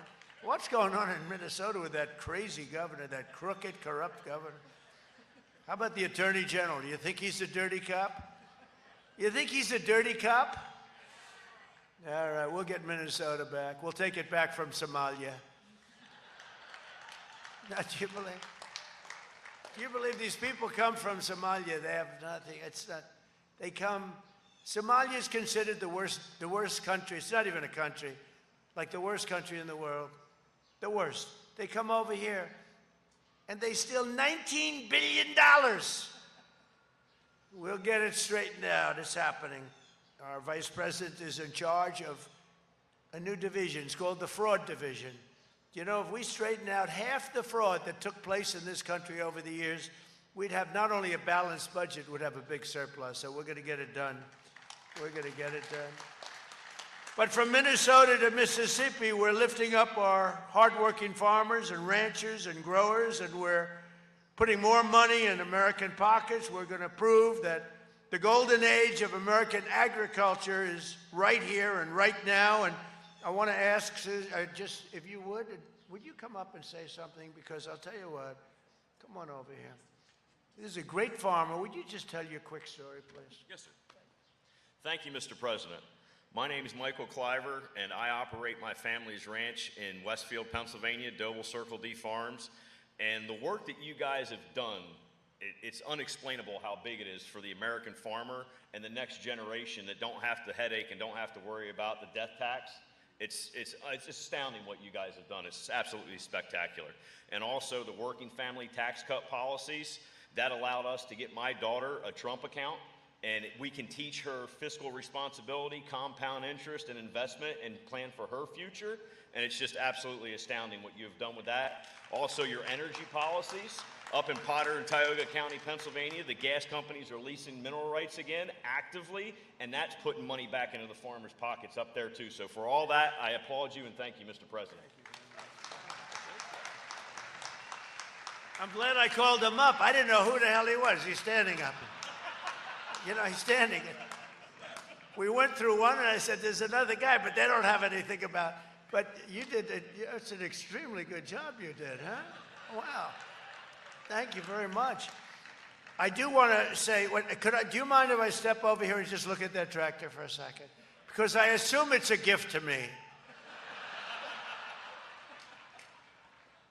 That's crazy. It's beautiful. Oh, that is really something. Well, thank you very much for the gift. I appreciate it. Oh, boy. Can you imagine if I accepted that gift, what they would do? A Democrat can accept. We're not allowed to accept. No, but that's a beautiful machine. We make the greatest machines. That's a beautiful, beautiful machine. I'd like to ask a very special woman to step up. You know, Brooke, I always said, could run any company in the world. She could run these big companies. She's a great executive.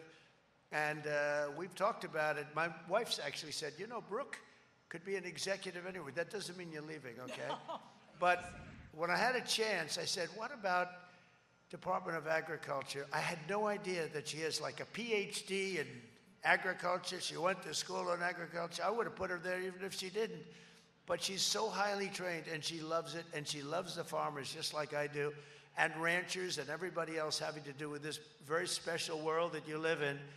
And Brooke has really been a star, and I want to thank you very much and say a few words. Thank you, sir. Thank you. Oh, my goodness. Sir, the first thing I want to say is when we had that unexpected conversation about this job, November 21st of 2024,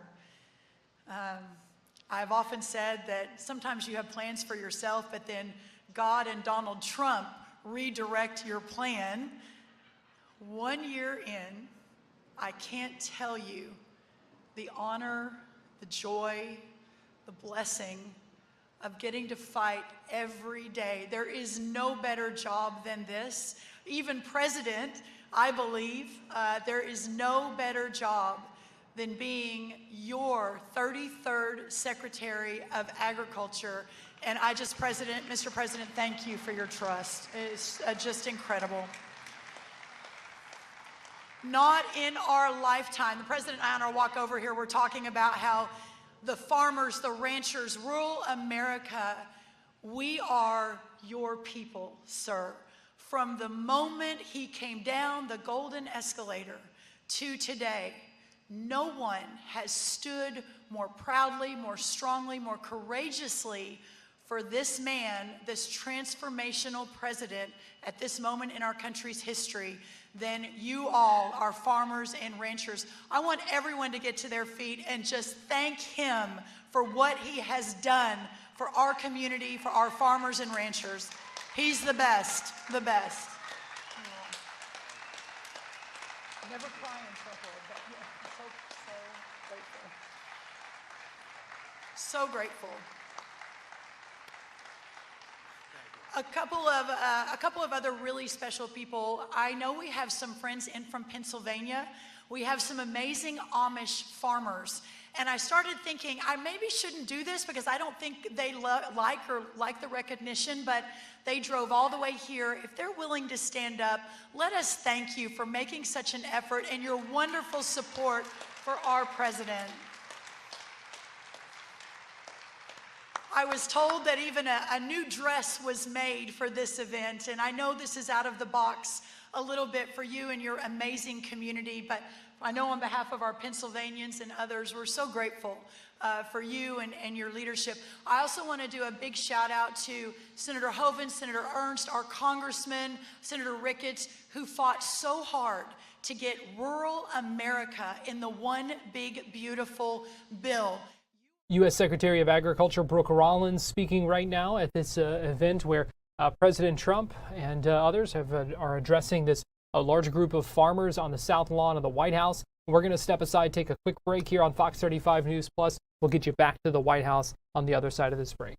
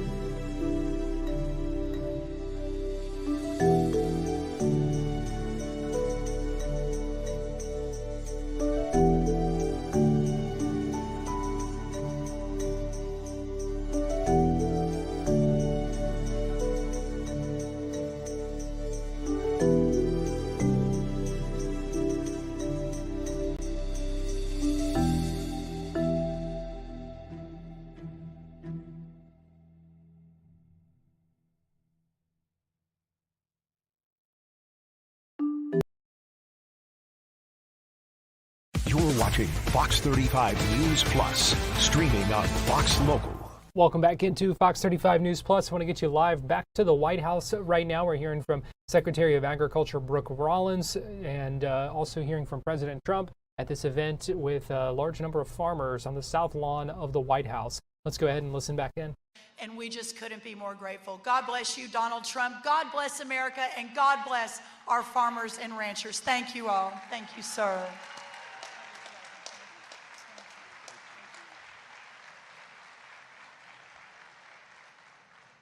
So the Farm Bill is going to happen. It's all going to happen. And I just want to thank you all for being here. You're very, very special people. I'll never forget, we won like such a number, like nobody's ever won before. You voted for me. I will never forget that. I'll never forget the friendship, the great friendship that we've had.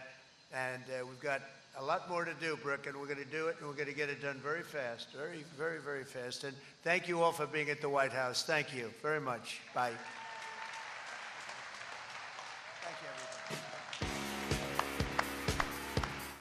And now the president wrapping up his remarks there after speaking on the South Lawn. Let me see if I can, if we've got a shot of the crowd here as the camera kind of widens out a little bit there. But we've seen quite a few farmers out there on the South Lawn where President Trump was talking about the changes in fuel standards for equipment that he believes will make some of that farm equipment cheaper, a new farm bill, a number of other things for the agriculture community there that he spoke in his remarks for about, 40 minutes or so, all told, including the agriculture secretary and a number of others, a couple of other farmers who we heard from as well. And there you go. You can see the crowd on the lawn there, the farm equipment outside the White House as well.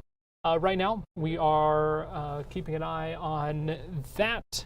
As that event wraps up, we are also waiting to hear from House Speaker Mike Johnson on Capitol Hill. Expected to speak with reporters right now after the Senate last night approved a bill that funded the Department of Homeland Security with the exception of ICE and Customs and Border Patrol, but that would provide funding to most of that department that has been partially shut down now for a while. And we're seeing reporting today that House Republicans are set to reject that bill that just passed the Senate last night. So we're waiting to hear what House Speaker Mike Johnson has to say about that issue. So we're keeping an eye out for that and waiting for his remarks any minute now. Right now, though, we are going to go ahead and take another quick break here on Fox 35 News Plus, catching up a little bit here, and we'll be right back.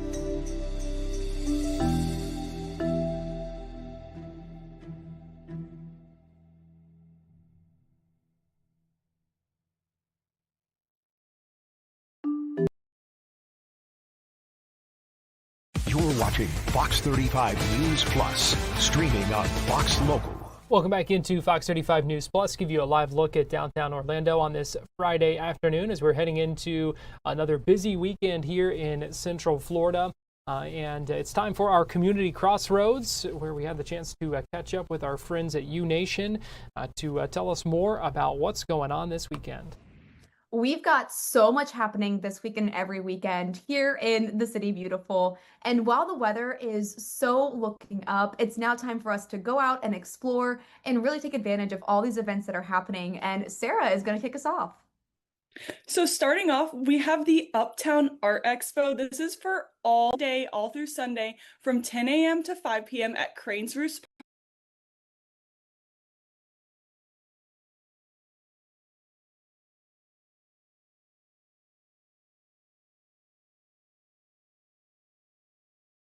in Altamont Springs, right in front of the Altamont Mall. You can expect dozens of professional artists, and they're going to be displaying their work. There's going to be food vendors, so come hungry. There's always great local eats in Orlando. This is right in front of the most beautiful lakeside setting at the Crane Roots Park. If you have not gone yet, definitely go check this out. This is a free event, so free admission, free parking if you park at the mall, and they're going to be having a lot of different things happening. Friday tonight, they're going to have a kickoff concert from 6:30 to 10 p.m. Tomorrow, they're going to be having art show hours from 10 to 7 with concerts from 4:30 to 10 p.m. And Sunday, they're going to have art show hours from 10 to 5, so you're not going to want to miss this. Also, if you're looking forward to the concerts, you can bring blankets and other things to sit on, but no chairs. And this is a rain or shine event. Unfortunately, there are no pets allowed, even though this is outside at the park. So just plan accordingly. It's going to be a lot of fun. And I think Cranes Roost Park may be one of the most beautiful, underrated places in Central Florida as well. Honestly, it's such a hidden gem. You can get a nice little walk done when you're there, get some exercise, and just enjoy the weather that they're going to be having this weekend. I think it was also a Pokemon Go stop. I think that's how I found it out originally. So that was high school me.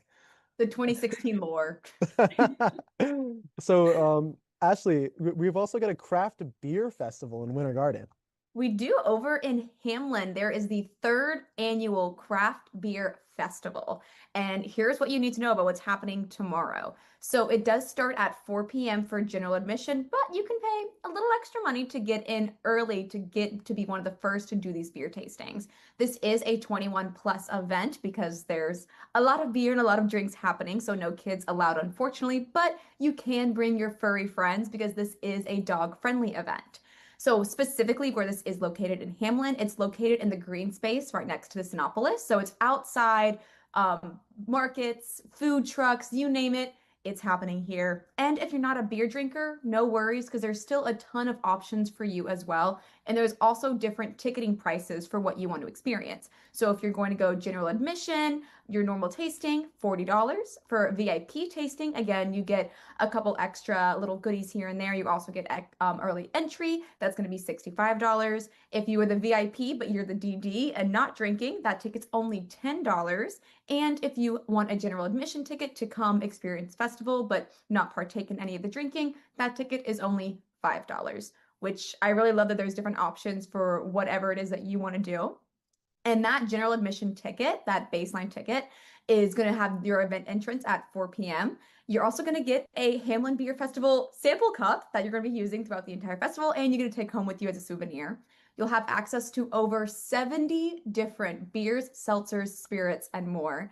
Access to all the food trucks that's going to be there, delicious local vendors, as well as access to the fun zone where they're going to have mini golf and other giant yard games. So definitely some fun for the adults.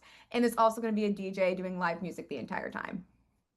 Would you say you're good at mini golf, Ashley?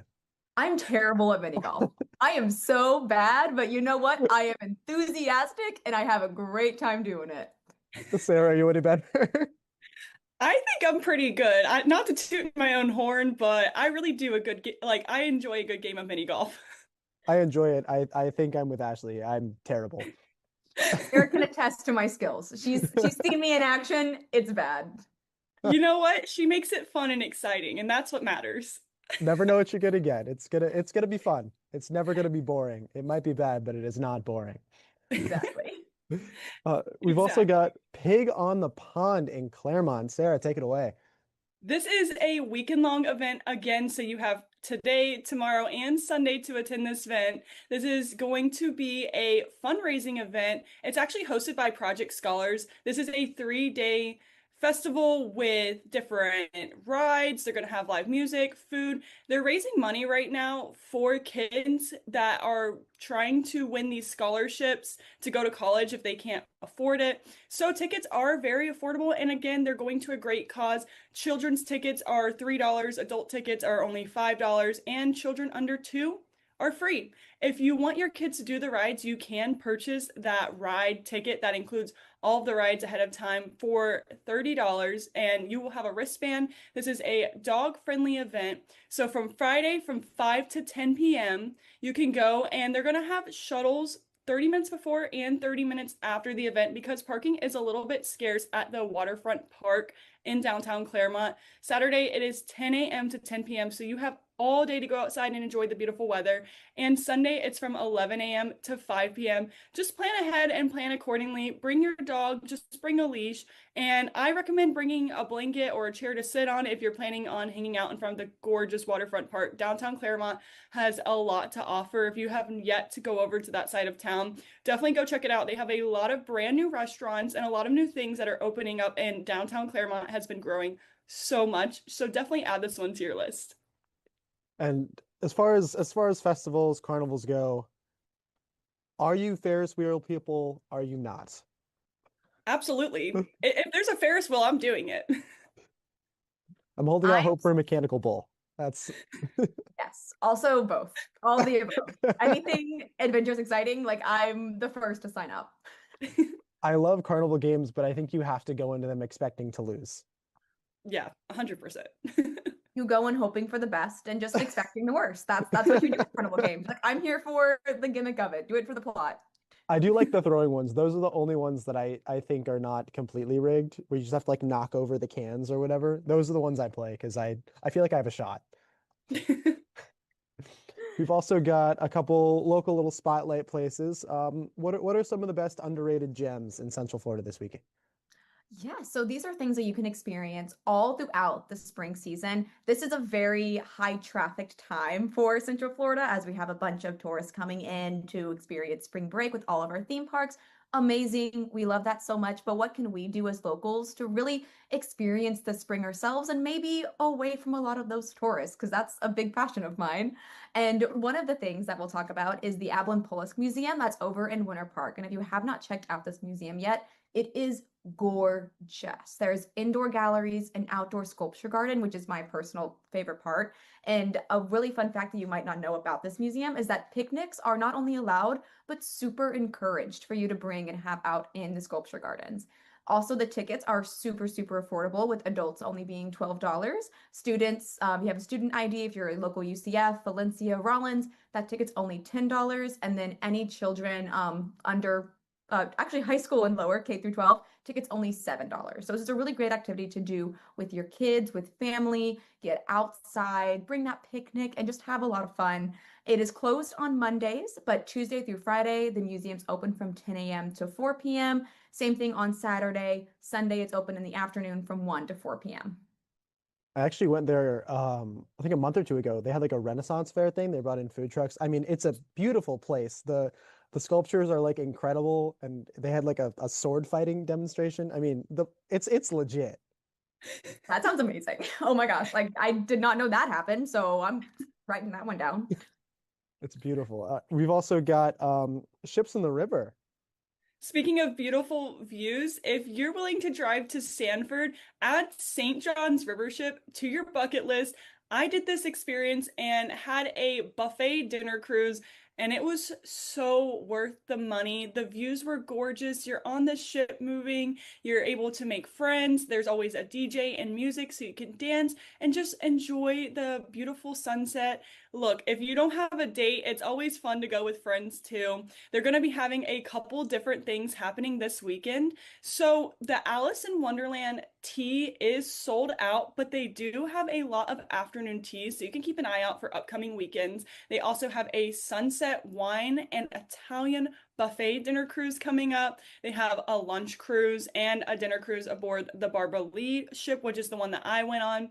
So it's definitely worth it. You're going to eat some great food, you're going to make friends, and just enjoy the beautiful, beautiful views that the river has to offer. So are these cruises like every week, every weekend? Every single week. They're always having cruises going on. So there's a lot. I just definitely recommend booking those ahead of time as these cruises do fill up. All right, I'm writing that down. What's the best, which is the best cruise in your opinion?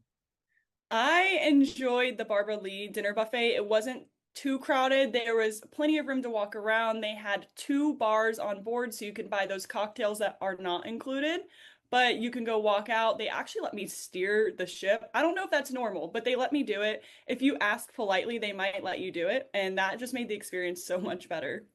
You don't get what you don't ask for. Am I right? Exactly. I think also Sarah also has this charm that she can just ask for things and people just love her so much. They're like, whatever you want.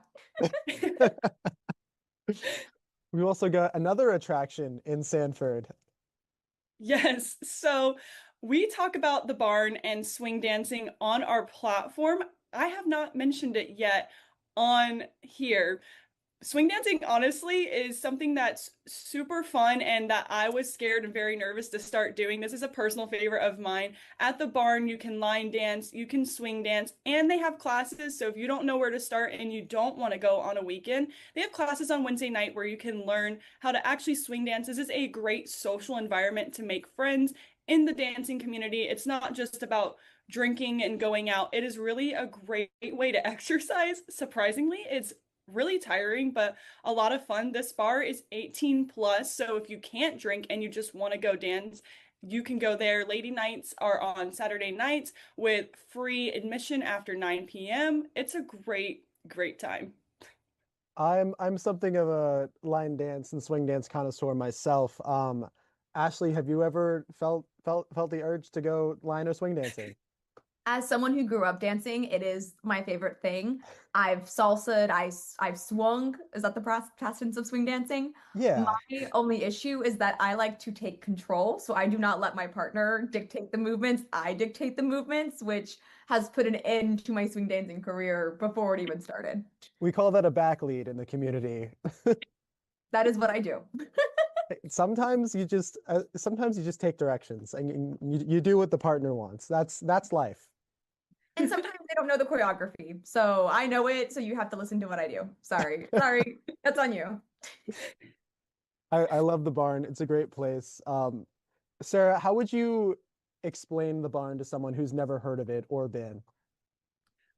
I would say it's definitely country vibes. Come dressed up in jeans, cowboy boots, and cowboy hats. It's a great environment. I've been able to make friends with complete strangers just by dancing with them. And like Ashley, I don't like to lead. Sometimes I like to, try to take control, but with the great leads there, it's a really good time. I actually made a friend who was patient enough to teach me, so I didn't take a class, and I was able to pick it up like that. So I think if you're willing to go out there and just put yourself out there, you're going to be able to make friends and learn how to dance in that night.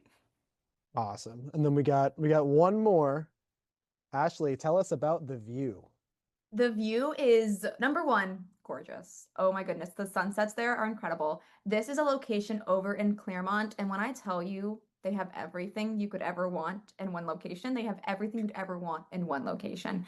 This is a scenic dining spot that not just combines great food, great drinks, great views, but they also have an in-range driving range. So they have a driving range for golf. So if you're a big fan of golf, then it's all right there for you. And I truly think that this is some of the best, like, family-friendly activities that you can do in Orlando, because they also have games that you can watch the TVs inside, outside on the patio.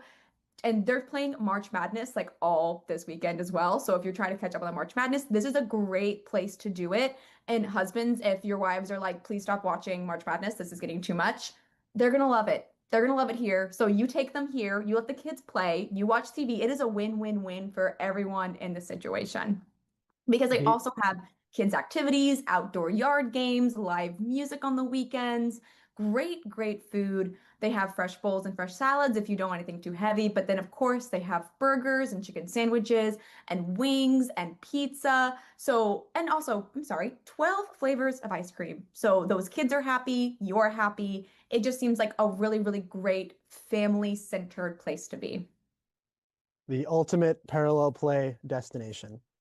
Exactly. And we're going to combine everything that we just talked about because they just opened their brand new mini golf course right there on property. So it's $20 per person for 18 holes of mini golf, or for those kiddos under 12 is $15 per person. And they also have dancing events. So they have line dancing events every month, and they have salsa nights every month.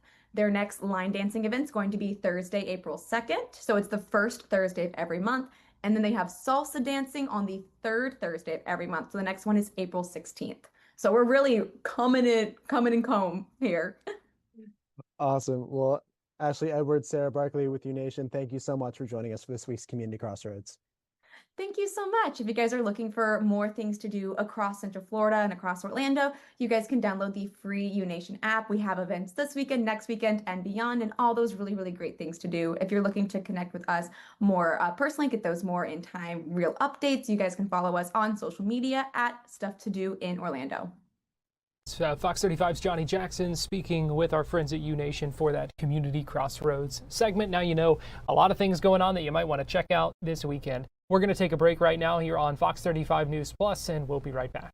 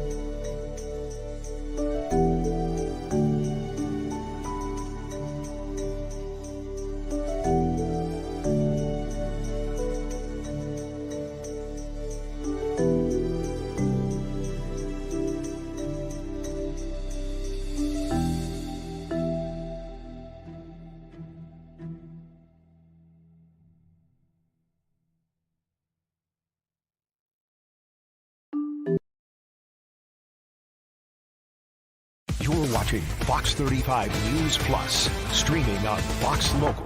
Welcome back up into Fox 35 News Plus. Give you a live look right now in the U.S. Capitol, awaiting some remarks from House Speaker Mike Johnson. Interested in what he has to say about the DHS funding. We know the Senate passed a bill last night that funds most of that, the Department of Homeland Security. But what we're seeing from reports is that the House Republican leadership is looking at a different plan. So we're curious to see what the House Speaker might have to say about that. He's expected to speak any minute now. Welcome back into Fox 35 News Plus. I'm Garrett Weimer, and thanks for joining us. We're also continuing to follow up on the big news from yesterday afternoon, where the U.S. Attorney for the Middle District of Florida announced that a brother and sister are facing charges after an explosive device was left outside the gate at the MacDill Air Force Base in Tampa. U.S. Attorney Greg Kehoe was on with our friends at Live Now just a little bit ago to talk about what we know about this case. Well, obviously, what you just recited on the facts, he put the bomb out at MacDill at the visitor center on the evening of the 10th of March. He immediately began to make preparations to leave the country. Before he put it in a secluded location, he put a 911 call in that didn't tell us where the bomb was. After that, he went back and they bought tickets to go to China. Literally the next day, they sold the automobile that he used to move the improvised explosive device. And literally the next day, the 12th, within 48 hours, less than 48 hours, he was on a plane to China. We're making attempts at this point to get him returned, have him returned as soon as possible, and those efforts are currently underway. As far as the charges specifically that he faces, we know we talked a little bit about the sister, accessory after the fact, things like that. What can you tell me about the charges specifically that he faces? Well, I mean, he faces a series of charges, attempting to damage government property by an explosive, making an explosive device, possessing a destructive device. I mean, he faces significant jail time, Josh, up to 40 years in prison. Now, obviously, the search is on for him. It appears that he has gone over to China. There's going to be an investigation that takes place. But is there kind of a situation where he isn't tracked down? What happens at that point? Well, I mean, it's something that is in progress. Obviously, we extradite people from countries and get people back from countries through agreements in many times over the years. So we will explore all of those efforts. We don't have an extradition treaty per se with China, but we will explore other avenues to get him returned. And how long that's going to take is unknown at this point. I wanted to ask you a little bit about the seriousness here as we talk about an improvised explosive device. I know this is all under investigation right now. The situation is playing out. The suspect there still on the run. So what can you tell me about the seriousness of this device and the impact that we could have seen happen there at MacDill? This is a very serious matter, Josh. This is a device that could have significantly hurt and injured and killed people if it exploded in and around the radius of the explosion. If people had been in and around the radius of the explosion. We are going through lab analysis of that device right now to check for DNA, to check for prints, to check for a variety of other issues. We follow leads from that device, where the components were purchased, et cetera, to see if anybody else is involved. Those matters are currently underway right now, but suffice it to say, and make no mistake, that this was a very serious offense, and had it gone off, people could have been killed and injured. All right, Greg Kehoe there, U.S. Attorney for Middle Florida. Thank you so much for taking the time to join us here and discuss this. Is there anything else that you want to make sure we add about the case here before I let you go? I think that once it was found, and it was remarkable how quickly law enforcement moved to identify this individual and put the pieces together of exactly what happened. I mean, it was a little bit over 24 hours when we were well onto the case, knew the identity of the individuals involved, such that, when the sister came back on the 17th, we were able and ready to stop her and begin questioning her when she flew into Detroit. So that was Greg Kehoe, the U.S. Attorney for the Middle District of Florida, speaking with Josh Breslow at Live Now earlier today. I was still waiting on the House Speaker to show up and speak about the DHS funding bill. Meanwhile, just a little bit ago, we heard from Secretary of State Marco Rubio speaking in France ahead of a meeting with a number of G7 ministers, talking about the war in Iran, Operation Epic Fury, and where things stand. Meantime, we continue with our operation, a very successful operation. Every single day, Iran gets weaker and weaker. The Department of War is doing a tremendous job of weakening that regime and its ability to lash out against its neighbors and threaten the world. Can I ask you about the West? With European response to what was presented today in terms of? Well, we had a good. I mean, controlling- yeah, I'm happy about. There was seemed to be agreement in that room that we need to be ready to do something. I mean, I think. But is it okay? Is it okay with you guys if they don't come in and do anything until after? Well, we don't. you- No. Hold on. We're not asking for anybody's help on this war. The president's been clear. We're not asking for anybody to join the war. We're not asking for anyone to get involved in the war. We're not asking for anyone to get involved in this operation. We're not asking for that. We're not asking any country. We don't need it. We're doing it. We're doing the job, and we're ahead of schedule. So that's not what we're talking about. We're talking about this. There are some in the Iranian regime that are going around saying that they want to make the Strait of Hormuz tolling thing. They want to make it permanent. That's unacceptable. The whole world should be outraged by it. We're impacted by it a little bit, but the rest of the world is impacted by it a lot more, including many of the countries represented today here at the G7. And so if those countries are deeply impacted by it, all we've said is, you guys need to do something about it. We'll help you, but you guys are going to need to be ready to do something about it. Because when this conflict and when this operation ends, if the Iranians decide, well, now we control the Straits of Hormuz, and you can only go through here if you pay us, and if we allow you to, that's not only is it illegal under international law and maritime law, it's unacceptable. And that can't be allowed to exist. And so what we've said is that the countries that are most impacted by that should be willing to do something about it, and we'll help them. And that's what I said today, and I had a good reception to that message. Did you hear about the foreign minister, or the Iranian foreign minister, what he said at the UN Human Rights Commission, accusing the U.S. and Israel of genocide, essentially? The Iranian? Yes. Oh, okay. Well, he's an expert in genocide. They're experts in that because, you know, they sponsor terrorism all over the world. And they've killed thousands and thousands of people. Look at the Middle East. Look at the Middle East, guys. Every problem in the Middle East tracks back to Iran. Hezbollah, Iran. Shia militias that are destroying and threatening Iraq, Iran. Hamas, Iran. The Houthis, Iran. Assad when he was in Syria, Iran. Everywhere you turn, they're behind all of it. They are a destabilizing, dangerous, evil force that had to be dealt with. They have to be weakened. Could I ask you about the West Bank? What's your level of concern about violence by settlers against Palestinians? Well, we're concerned about that, and we've expressed it. And I think there's concern in the Israeli government about it as well. I'm sure you've seen the reports that some of these individuals have also attacked security forces, Israeli security forces, in the process. So we're concerned about that, and obviously the president has expressed very clearly that he's against any sort of change in the status quo in the West Bank. Obviously there's a lot going on in the world right now, but that is a topic we follow very closely. Will there be repercussions if these attacks continue against Palestinians? We've expressed our concern about it, and obviously I think the Israelis themselves have expressed concern. You've seen that some of these groups and individuals, maybe they're settlers, maybe they're just street thugs, but they've attacked security forces, Israelis as well. So I think you'll see the government do something about it.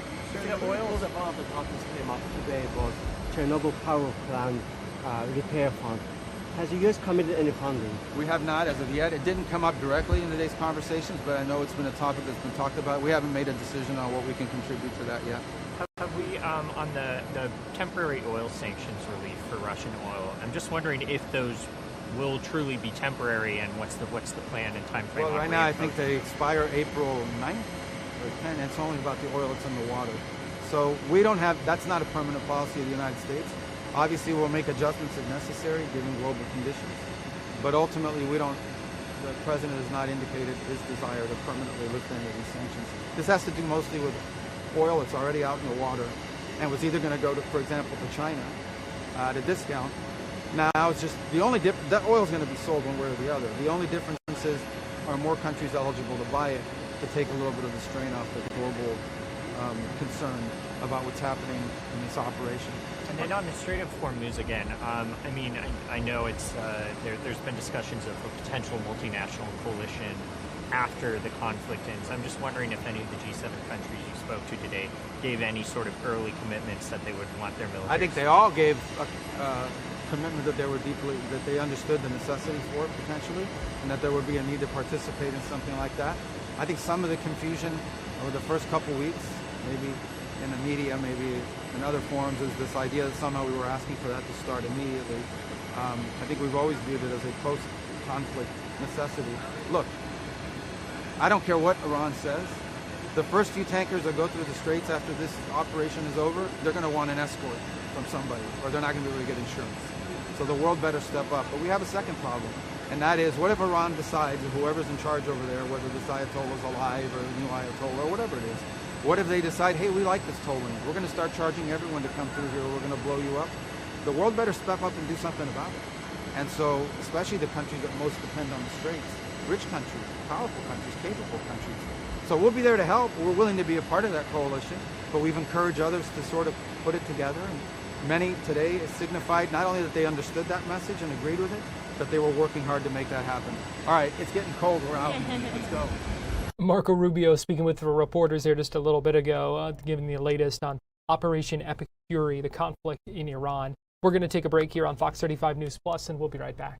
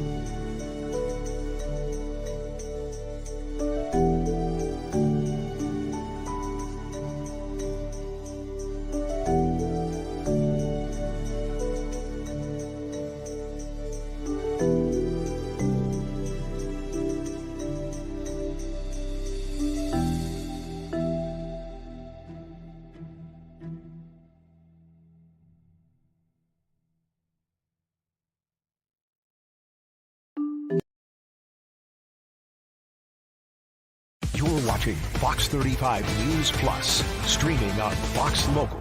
Welcome back into Fox 35 News Plus. Still waiting on House Speaker Mike Johnson, who's expected to speak any minute now about the Department of Homeland Security funding and what the House Republican plan is. We're hearing reports that they're considering a different bill than the one the Senate passed last night. And my understanding is that some of the Senate leaders have already left town as well for a recess. So we will see what comes from that. We are keeping an eye on that and waiting to hear from Speaker Johnson any minute now. Meanwhile, I want to talk about another legal case here in Central Florida, where we heard just a little bit ago from State Attorney Monique Worrell commenting on a sentence for a man named Patrick Lutz, who was arrested in May of 2025, so May of last year, for a DUI crash that happened back in 1998. He had gone on the run, apparently made it to Canada as well, and had been essentially a fugitive from justice for 2 decades, more than 2 decades, but sentenced today to 13 years. Here's what State Attorney Monique Worrell said about that sentence. And it's my understanding that this morning Mr. Lutz was sentenced to 13 years in the Department of Corrections, followed by 2 years of probation for the 1998 Christmas DUI manslaughter that claimed the life of 2 victims. Now, this case is peculiar because, like I said, it happened in 1998, and here we are in 2026, and he's being sentenced today. And essentially the message that this has is that, you know, you can't flee from justice. that we will find you. We may not get you today, and it may not be tomorrow, but eventually we will get justice for the victims in this circuit. And this case was, again, peculiar because he fled all the way to Canada, but for years we worked with the Orange County Sheriff's Office as well as the Department of Justice to eventually have him extradited and brought back to justice, and he was sentenced today. Have you had a chance to speak with the family over all these years, and just, they've held on the hope this day would come, just what do you want to say to Nancy Lopez's family, just something? Yeah, so we again extend our deepest condolences to the families of the victims in this case. But most of all, justice delayed is not justice denied. And today, I hope this justice gives them a little bit of peace, knowing that the person who took the lives of their loved ones has been brought to justice. So 2 high-profile sentencings today. We also discussed one of the other ones a little bit earlier, talking about the case of Nail Abraham, sentenced to 50 years for a deadly shooting as part of a road rage confrontation. Well, we are getting ready to take a break here on Fox 35 News Plus, as we do every day at this same time. That's because at the top of the hour, we're going to welcome in our TV audience here for Florida Live. We're going to talk about a number of other stories as well. Coming up at 2:30, we're going to see as NASA welcomes the crew of Artemis II to Kennedy Space Center. So we'll be watching that. And again, we are still standing by for remarks from the House Speaker at the U.S. Capitol on the DHS funding. So still a lot to come. Keep it right here on Fox Local.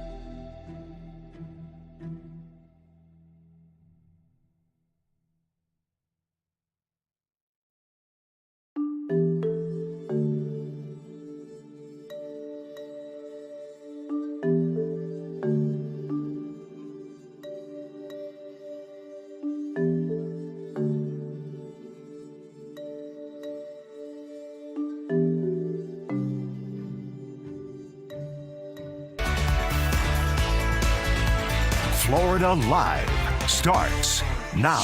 Well, good afternoon to you. Welcome into Florida Live. I'm Garrett Weimer. Thanks for joining us on this Friday afternoon, live on Fox Local, YouTube, Facebook, and on Fox 35 TV. We've got a lot we are tracking this afternoon. I want to let you know some of what you can expect over this next hour here on Florida Live. Coming up at the bottom of the hour, we are awaiting the arrival of the Artemis II crew. These are the 4 astronauts who are going to be going on a 10-day mission around the moon. They're going to be arriving at Kennedy Space Center in just a little bit, and we're going to check in with Fox 35's Esther Bauer about that in just a minute. We're also preparing for another day of large protests across the country, including here in Central Florida, another day of No Kings protests. that will be going on tomorrow across the area.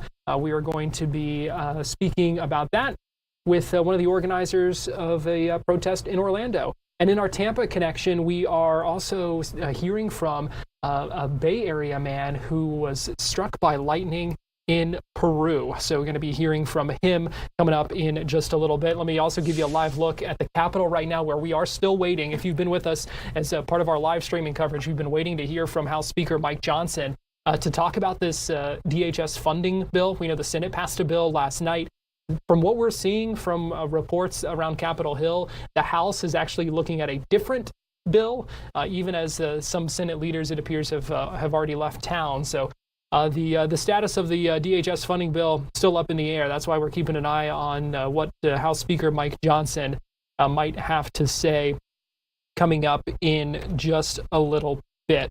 But let me give you a live look right now at the Kennedy Space Center, where we're awaiting the arrival of Artemis II crew, expected to be here in about 30 minutes. Fox 35's Esther Bauer is out there and lets us know what we can expect.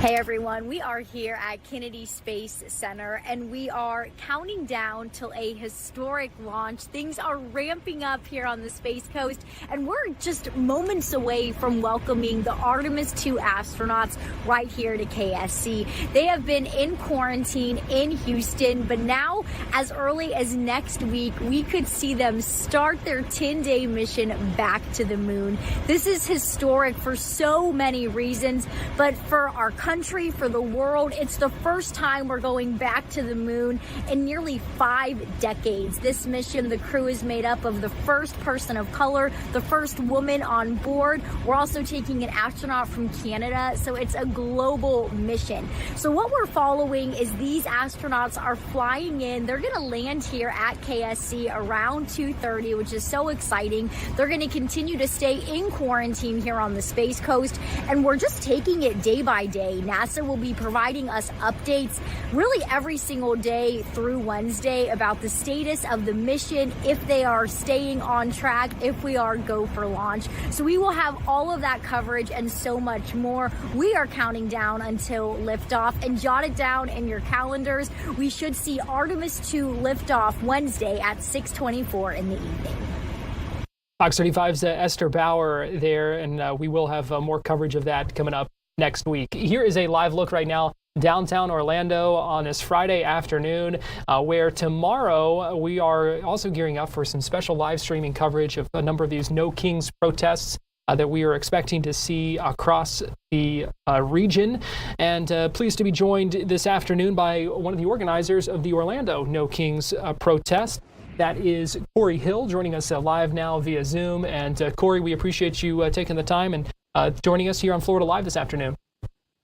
Excellent. Thank you for having me. So this is now, the third kind of large No Kings national day of protest across the country. A number of those protests here in our area. Why was this important to you to organize a protest in Orlando for tomorrow? Yeah, so protests are a really wonderful way to make a public statement. And in the communities across the United States, we're seeing pretty widespread dissatisfaction with the direction that the country is going. Trump is underwater on basically every issue you can imagine: the economy, the war on Iran, the continuing assault on people in this country through ICE. And protest does many things, and one of the things that it does is provide the community a way to send a very visible and public message. And so we thought it was important to organize something along with thousands of other locations across the United States and some international, to say we don't agree on everything and we don't have to. That's the beautiful thing about what a democracy can be. But we do agree that we deserve better than this, and that we are going to continue taking action until we have some relief from these abuses. So what do you expect to see out at the protest in Orlando tomorrow? What can people expect? How big of a crowd are you expecting out there? Sure, I'll tackle those in reverse order. Our best guess is somewhere in the neighborhood of 5 to 10,000, just based on number of signups and what these events have looked like in the past. So if you are coming and you are driving, please plan accordingly as regards parking. In terms of, the messaging and the feel of the event, we are very careful and thoughtful about making a space that's welcoming for folks who this is their 1,000th protest, and for people who this might be their first time coming out. So we are building a big tent united around the idea that there are certain things on which we all can agree. We can all agree that kidnapping, murdering people in the streets is something that we don't want. We can all agree that attacking other countries without provocation is something that we don't want. We can all agree that attacks on the rule of law and on the foundations of democracy and funding genocide are things that we do not want. And so when we build a space like this, the speakers are going to represent a pretty wide range of ideologies and subject matter. And the groups there will have a lot of different ways for people to plug in. And so we're not so much trying to say that any one narrow ideology is going to have all the answers, but that to build a space, to build a functioning democracy, we have to find these points of commonality. And the way that the Trump administration is trying to rip away the ability for us to express ourselves, to have a voice, to freely assemble, is antithetical to values that we should all share. We've seen big crowds at the previous Orlando No Kings protests, and everything has remained peaceful. Are you concerned at all about tensions if there are groups of counter-protesters that may show up? I'm not, and which is to say that it's something that we think about from the day one when we start planning these, is the safety and security of everyone who comes. So we have our own internal safety and security teams. We communicate very clearly to the crowd, both ahead of time and during, what our expectations are for how they interact with folks who might be there to cause discord. Generally speaking, we say do not engage with them. There's not really any benefit to do so. And we like to point out that we have teams in place to, step in between and to make sure that any tensions are diffused before it becomes something, uncontrollable. Corey Hill, Orlando No Kings protest organizer, we appreciate you joining us here on Florida Live this afternoon, talking with us about what you expect and what you hope to see out there tomorrow. We appreciate you joining us. Well, thank you so much for having me. I hope we can see some big crowd out there tomorrow. And we will have a special live streaming coverage of that and a number of other protests as well around our area tomorrow on our YouTube page, Facebook, and also on Fox Local, so you can join us for that. Right now, we're going to take our first break here on Florida Live, but we have much more to come, so keep it here, and we'll be right back.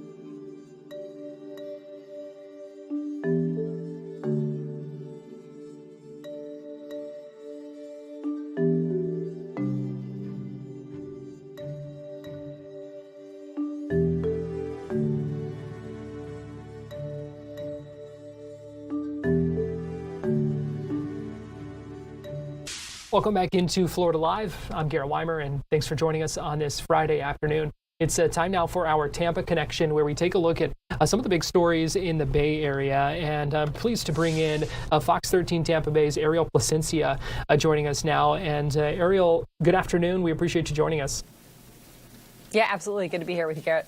All right, so I know you had the chance to hear from a Bay Area man who had been struck by lightning in Peru. This is a story I know we've been tracking for a while. How's he doing now? You know, Garrett, he is doing so well. He and his wife are so strong. This couple from Clearwater, they are incredible. And I'm really grateful to them for sitting down with me today, just taking the time to share this story with me. Now, as you mentioned, I first covered this back on December 1st. This was shortly after the accident happened. And just to kind of catch everybody up to speed on what exactly did happen, I just want to show you my story from them. So take a listen. James is a really adventurous guy. Most important thing you should know about him. Before James Hernandez became a Palm Harbor middle school teacher, he's extremely high energy. He keeps us motivated and moving all the time. The Pinellas County father of two worked for a tour company. He would take people on biking tours all around the world, mostly in Spanish-speaking countries because he also speaks Spanish. And so biking was literally his job. And biking is what James was doing over Thanksgiving. James, his wife, and their baby joined close friends Yuri Botelho, Yuri's wife, and their baby for a holiday trip to Peru, where James and Yuri went downhill mountain biking with a guide. What happened was, tragedy struck. There was a freak lightning strike. Sadly, Yuri died, but the guide was able to get help for James. The 41-year-old science teacher was critically injured.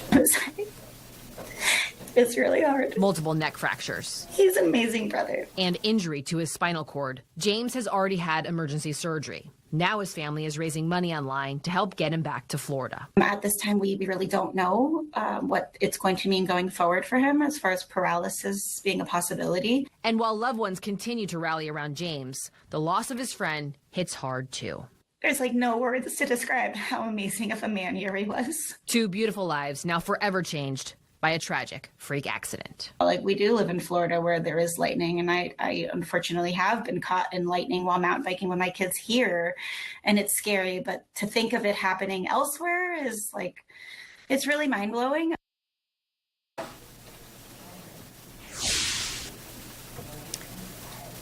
And so today I was able to speak to both James and his wife Alexis, and they told me that James was eventually stabilized in Peru. He was medically flown here to Tampa and then went to a specialized rehab center in Atlanta. He just got back home to the Bay Area earlier this month. He did suffer a severe spinal cord injury that has left him as a quadriplegic, but he tells me that he is slowly starting to see some progress, that he's getting some feeling in his shoulders and his biceps. So he's optimistic moving forward, of course, continuing to do therapy here. He is a Palm Harbor middle school teacher, as you heard, and I asked him what message he had for some of his students today. Take a listen. Really miss them. Yeah.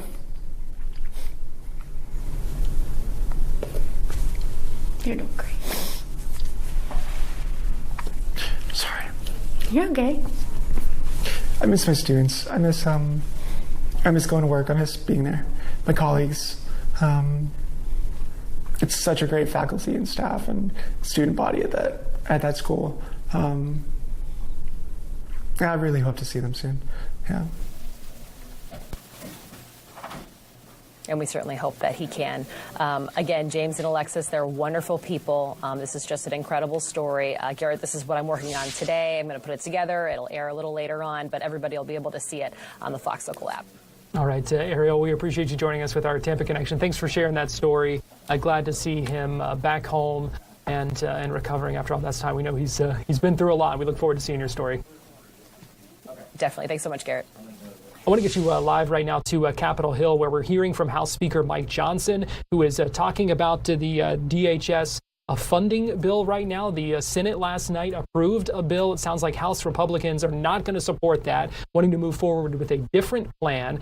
So let's go ahead and listen in live as he speaks right now on Capitol Hill. Under the subheading Border Security Operations, and under the heading U.S. Customs and Border Protection, and under the headings of U.S. Immigration and Customs Enforcement, in the Department of Homeland Security shall be 0. We're not doing that. And it is unconscionable to me that the Democrats would force some sort of negotiation at 3 o'clock in the morning and try to hoist this upon the American people and then get on their jets and go home for their holiday and pretend and think that we're going to go along with that. So we're going to do something different. We're going to do the responsible thing. Republicans are going to continue to govern and do the right thing morally, legally, and politically.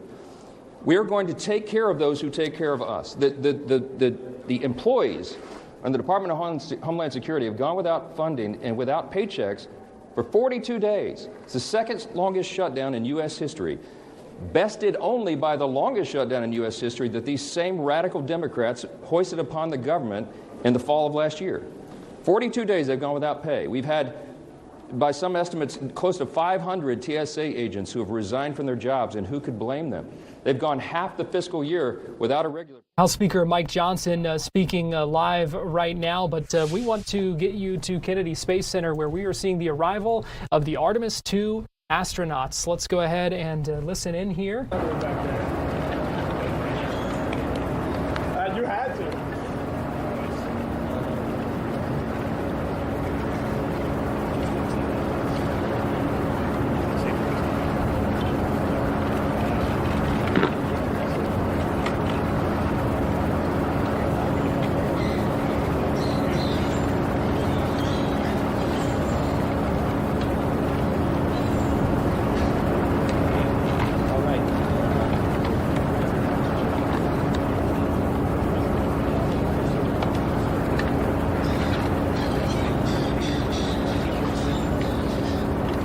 Crew of Artemis II, Reed Wiseman, Victor Glover, Christina Koch. They are 3 NASA astronauts.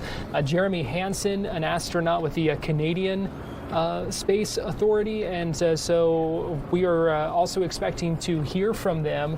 They're expected to answer some questions from reporters here shortly. They are going to be going on a 10-day journey around the moon.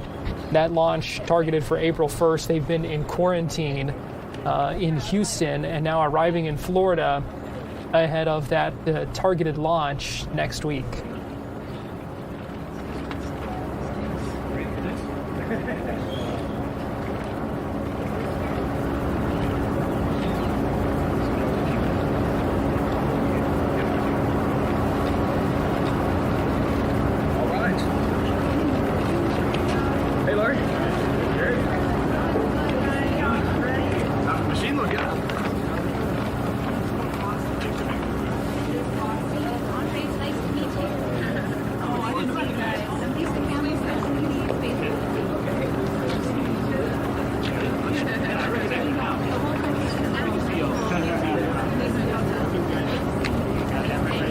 You see NASA Administrator Jared Isaacman and a couple of other officials as well greeting them on the tarmac, keeping their distance, of course, because they have been in quarantine to make sure everyone is safe and healthy for this launch if it goes off on April 1st, which would be Wednesday. So as they walk up to the microphone here, you hear the cheers. Let's go ahead and listen in. Good afternoon and welcome to NASA's Kennedy Space Center. Moments ago, we saw the Artemis II crew arrive ahead of their historic mission around the moon, and they have now joined us and will be taking questions from the media shortly. Before we get started, we'll go ahead and kick it off with some opening remarks from the crew. Go ahead. All right, thanks, Courtney. Hey, let's go to the moon! I think the nation and the world has been waiting a long time to do this again. And on behalf of myself, Victor, Christina, Jeremy, we are really pumped to go do this for this entire team. It has been a lot of work. It's been a great journey. It's great to be down here in the Florida warm air. The vehicle looked amazing on the pad on the way in. Victor and Christina led us here. It's just been an awesome start to this journey here at Kennedy. So I'll hand it over to Victor. Thank you. Hey, good afternoon, everybody. It's awesome to be here. We love coming here. About 100 miles away. We said how much we love flying into KSC. And so I just want to send a special thank you to our AOD team. They pulled a lot together to make this possible for us to get to fly all these jets and stay in quarantine and have all the support. So thank you to all of them, and looking forward to answering your questions. We're so happy to be here. Little anecdote on the way here, we had an ATC controller actually reach out and ask us how the weather was looking for launch and wish us luck. So it was really exciting to see how many people are paying attention to this. Even just being on this team for 3 years, we're actually short timers. A lot of people have been working for a long time. So we're ready to do this and to fulfill our mission for all of you. Thanks, Adam. Well, what a welcome. We left a crazy goodbye from just so many people lined the streets. It was a warm embrace on our way leaving home to come here, and then to arrive here and have all of you supporting us on the way in just feels really positive. I got to tell you, I am fired up. My family, it's hard to say goodbye. We'll see them again tomorrow, but we're all fired up to go do this. So, Alonzi. Nice. In NASA speak, I got 2 go-backs, which means I just forgot stuff on the first time through. We want to give a little salute to our backups over there, Andre and Jenny, so give them all a round of applause. They've been on this journey every step of the way with us, and it's great to have them in the aircraft with us coming down here, and they'll be strapping us into the vehicle when it's launch day. And then I didn't forget, we wanted to save this for the end, but we are holding our zero-G indicator rise, and Christina will make a few comments about this. Yes, let's see if I can get this microphone in place. But we are thrilled to announce today the winner of the Zero-G Indicator, or ZGI contest, which was participated in worldwide. And our buddy here named Rise was submitted by 2nd grader Lucas Yee from California. Yeah, Lucas. Thank you, Lucas. The crew personally participated in selecting our buddy, our stowaway, to fly with us. And this little guy, Rise, really resonated with us because the theme is actually the Earthrise photo taken on Apollo 8, which is inspirational to all of us. And it is a mission that sort of mirrors our own. And we've incorporated it into our mission patch and also into our ethos and values as a crew. So welcome aboard, Rise. It was a great first flight with you. We look forward to the next one. Thank you. One last cool little note on Rise is on the bottom of Rise, there's a little tiny zipper right here, and the micro SD card that has everyone's names that they've submitted. There's still time. I think it closes tonight. Courtney can make sure. But this is where that SD card will live, so it will be right here on our Zero-G indicator. A great little feature of our little buddy Rise. Thank you. That's right. We'll be taking submissions until 5 p.m. tonight, so you still have time to get your name in if you're interested.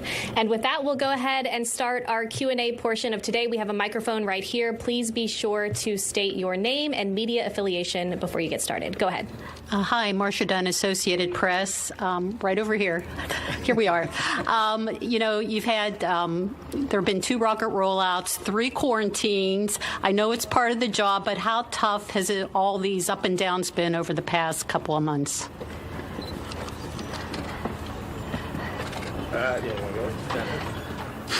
I think for the crew, we focus on training, readiness, safety, and so we've known that was a possibility the entire time, as you stated. But our families have really turned to make it possible, and I think we actually were able to quarantine all of us with our entire families, or at least it started that way, and so I really just wanted to focus on them and say thank you to them for making it for supporting us through all the different iterations.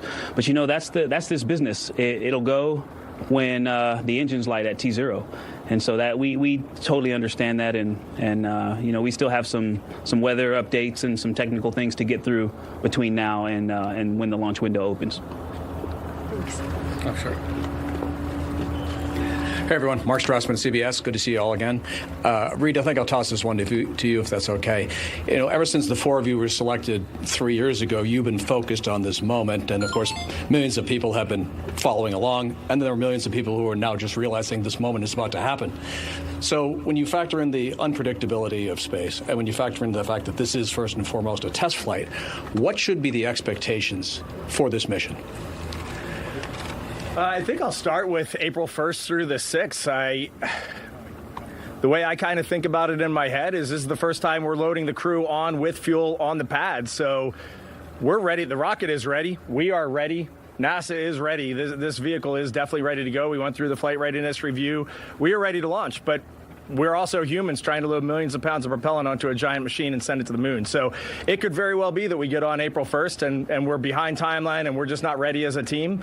And then we'll probably take a 24-hour or a 48-hour pause. In my head, it probably maybe a 48-hour pause, regroup, come out on the 3rd, give it a go again, see how it goes. And if we get off on the 3rd, great. If we get off on the 6th, great. If we got an issue and we got to come back in May or June or whenever the vehicle and the team are ready, we are ready for that. I was talking to Jenny on the way here. Oh, Jenny's over there. I was talking to Jenny on the way here. Like, a little piece of my brain is always holding on that April 1st is not a guarantee. April 6th is not a guarantee. We got to go feel this whole thing out. It's good to see you too. Commander Reed Wiseman speaking there, saying we are ready whenever Artemis II is launched. We've got to take a quick break here on Florida Live. We're going to come right back and get you back to this news conference coming up on the other side of this break, so keep it here.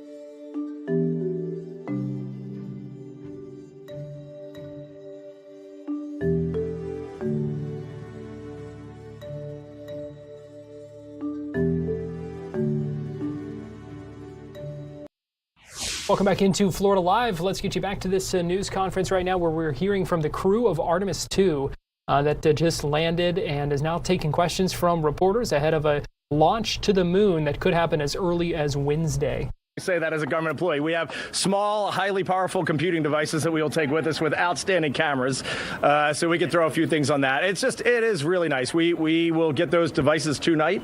Here are our flight devices, and we'll be able to load a few things on there. I think family photos, and more importantly, all of our detailed schematics that we've gotten from the engineering support teams are going onto those, all of our procedures. So just getting to look at all that stuff and put it all together in one place is going to be great. For the flight readiness review, it's a unique thing at NASA where the crew themselves, we eavesdrop and we're there at the beginning, but the flight readiness review is really led by our chief astronaut and our Johnson Space Center director from the crew perspective. So Vanessa was there.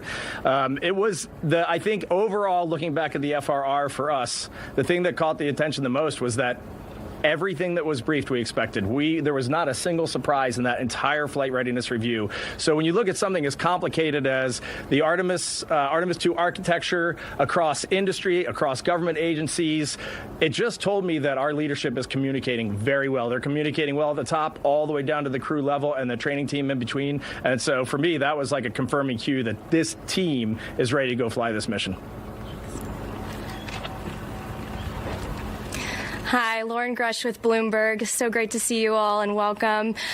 You mentioned that you're prepared for this flight not to take place during this window.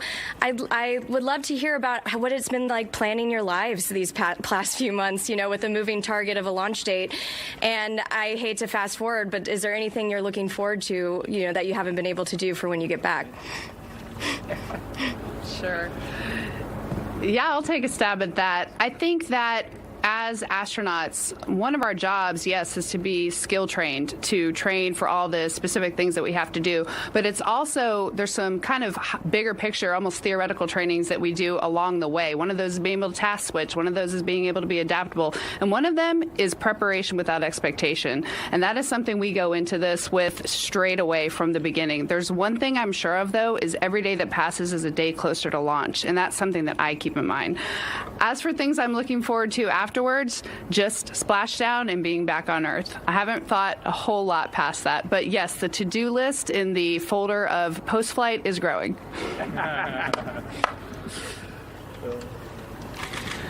Hi, TG Mascara with the Epoch Times. Thank you so much, and welcome to Florida.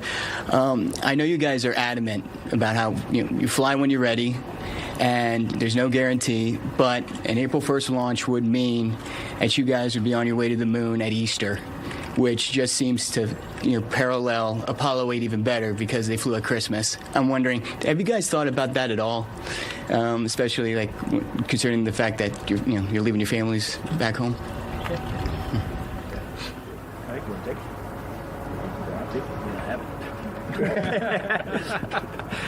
It's really good that you highlight. I was looking at my calendar on my way out of my house this morning, heading over to Ellington, and I was like, wow, this is an interesting time to go fly this mission. And I do love that you tied it back to Apollo 8. And each one of us, we have our own different opinions, our own individual opinions, and our own individual beliefs. And I think that's one of the best parts about this mission right now. Is we have said from the beginning, we really are going for all by all, and we are, and we want to take the whole world along with us. And so we just came out of a very important Muslim holiday. We're going into a very important Christian holiday. And I think that that's great that we celebrate all of this all the way around the world. And I think that's what this crew wants to do. Thank you. Hi, Will Robinson-Smith with Spaceflight Now. It's good to see you all again. Question for Victor, if I may. The last time we spoke in September at JSC, you mentioned the importance of the team being able to ask for simulations, go in and sandbox, kind of work things out. What was the last simulation that you all did at Johnson before heading out here? And do you have anything planned between now and launch, or is it kind of just focus up time? Actually, what we just did in front of you was the last simulation. I guess this is a part of how we train for space and for the unknown and dealing with weather and things. But, in terms of the Artemis specific simulations, we actually spent a day where we started off with ascent and then we ended with entry. And so we got to work with both of those flight control teams and practice those procedures, and we dealt with malfunctions. We did multiple runs of each. And I'll tell you, the delays that we've had since we went into quarantine the first time in January have opened up opportunities to just really imprint some of the learning that we already had done. But we've also done things that we had not done since or had not done up to that point. And so we've made the most of this time. And I'll tell you, every time we get out of a sim, I'm like, man, there's some things that we do, and we're just like, we are clearly ready to go. But I'm also impressed by how much learning we still do. And I will tell you, the ultimate learning is going to be the mission. And so that's one of the things I'm looking forward to, is coming back and talking about how much we've learned as we fly. Yes, Zachary Albert with the launch pad from Canada. Welcome to the beautiful Space Coast. It's a great day here with you guys arriving. At TOP, we believe that space is better together, and I think all of you embody that you're not going back just as America this time. Canada's going, and this is laying a foundation to expand back to the moon and onto Mars as a united humanity. If one of you could just speak on why space is so important to explore together and go back as a united front, and hopefully that trickles back down to being united here on Earth as well. Let's not make him do it. Yeah. You just kind of answered your own question there. I think you did a wonderful job. So we are going back. The administrator has been hard at work this week talking about ignition and getting us. He's been talking a lot more than we have, for sure. So the plans that we have, the plans that this agency is setting forth and this nation is setting forth, we cannot do this alone long term. There's no way we are going to take this planet Earth humanity and explore the cosmos unless we are doing it coalition together, all of us. It is going to take significant investment. It's going to take significant development, new technologies, inventive minds. Everybody's going to have to come together. And I will echo what you always say. If you want to go fast, go alone. If you want to go far, go together. Like, that's been our motto from the beginning. And you feel that right now with the sustainable lunar base, habitat, architecture, and kind of the test, fly, test, develop approach. We have been missing that for a long time. We are very happy to have that back. Yeah. And just to give a shout out, yes, we're taking a Canadian, but we also have satellites. You know, some of the CubeSats are from international partners, and the European Space Agency worked with Airbus to make that service module. So it is a team effort, and I'm glad you highlighted that. There's a lot of countries that are really cheering us on physically by contributing hardware for this mission.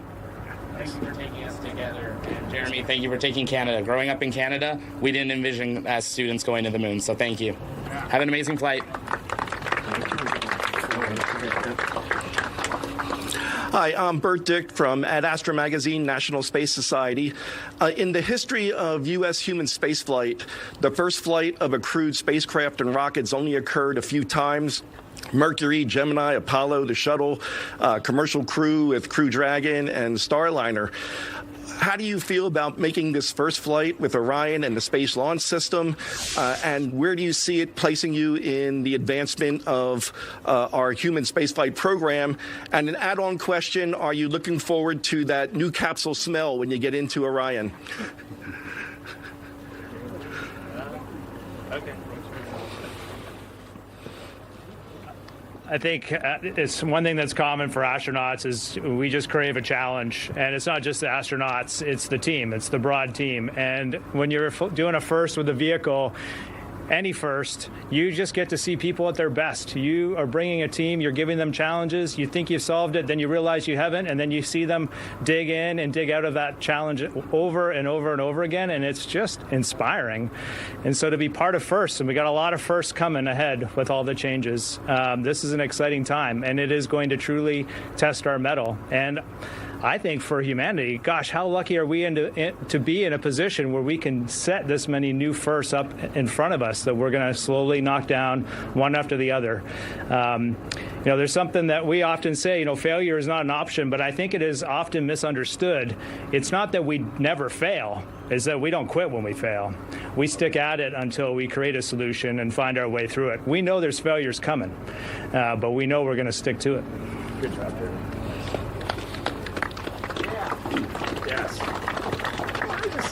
Hello, Manuel Masanti from.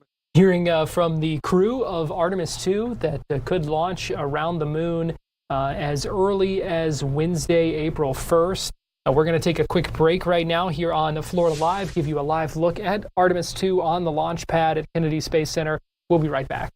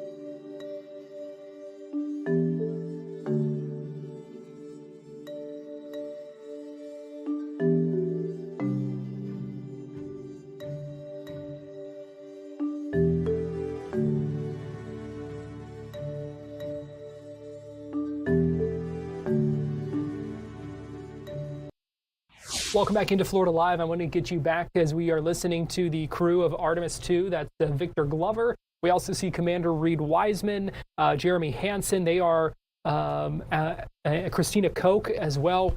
3 of them NASA astronauts, one of them an astronaut with the Canadian Space Agency. Let's go ahead and listen in as they speak with reporters after arriving on Florida's Space Coast. Maybe started off as a potential annoyance actually becomes a thing of endearment. And I think we have reached that point. We spend so much time together. We shared a stateroom on a Navy ship. We camped together. We've been in a lot of tight situations. And so they've actually become things that I think, at least I can say, appreciate about each other. And so I just wanted to share that aspect of it. I will say my annoying trait would be question avoidance, and I'm going to just speak around that.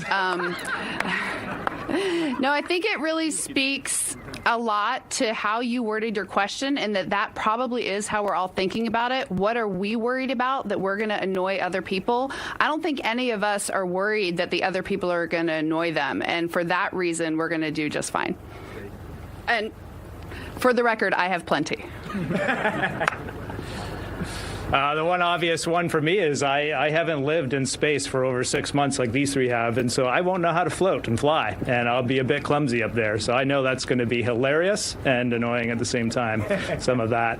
The other thing I'll just share is we do have a toolbox, or a tool in our toolbox for this, is that we have just really clearly stated to one another and believe it in our hearts that we never have any intention to annoy the others or not lift the others up. And so when something comes up, we know that it's not intentional, and we know that we can also bring it up. And so I expect the 3 of them to just tell me when something comes up that's not cool with them, and I'll just fix it. No big deal.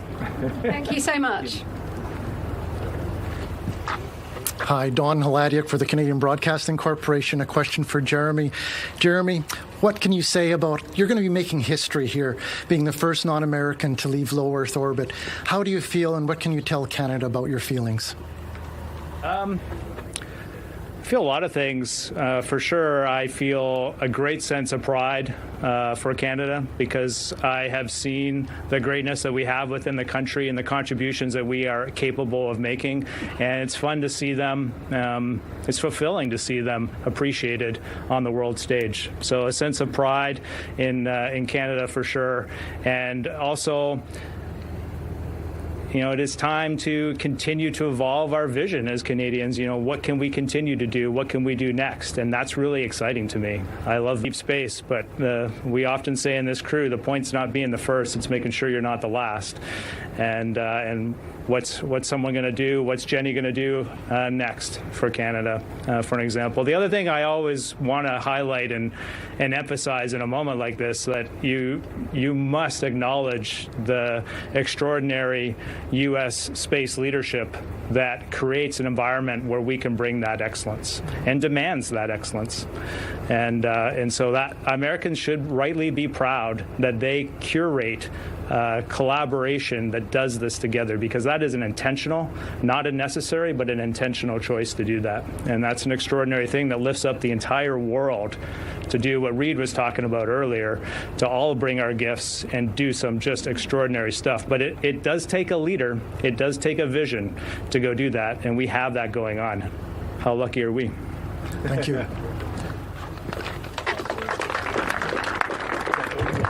Was that for me? Oh, sorry. Jeremy, did you get taller?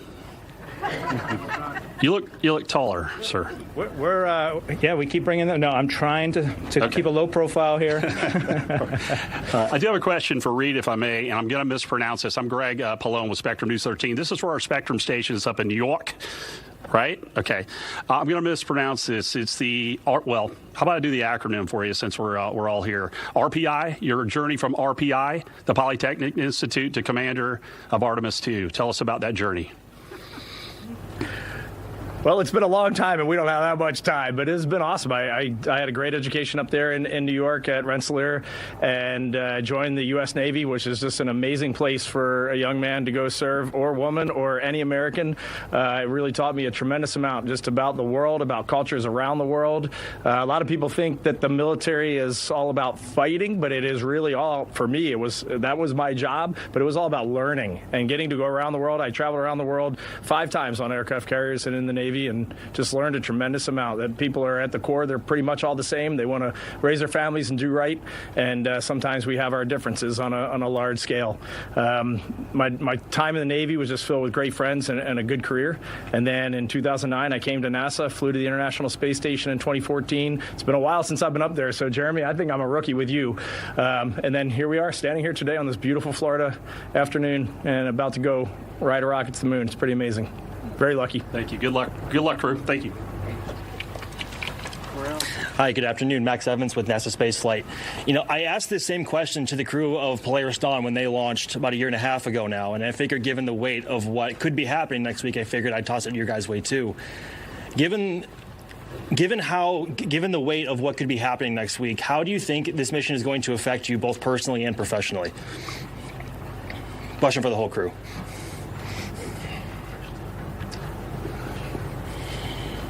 It's a deep question. Yeah. That is a deep question, and thanks for posing it. And it's interesting to have a Polaris Dawn crew member here as well. It underscores some things that are being said all the time. The golden age of space exploration. There's so many amazing things happening, and we should be proud, all of us.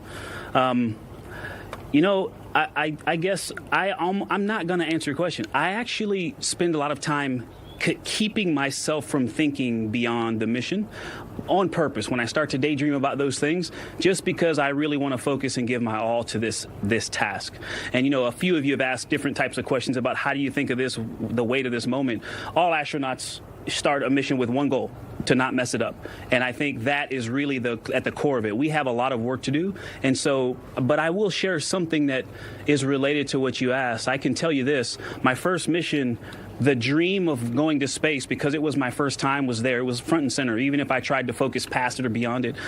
This mission is much more about duty and responsibility, so we can pass the batons off for this campaign called Artemis with its lofty goals, and we live that every day, and then that's it. And then we want to back out and disappear while the Artemis II crew stands in front of this microphone. And so I personally really look forward to that period where I think personally and professionally it is going to satisfy all of this risk chasing that I've been doing for 27 years. That was awesome, man. Interesting perspective. Cool answer there from Victor Glover, one of the NASA astronauts who is part of this Artemis II crew. We're going to take one more quick break here on Florida Live, and we'll be right back.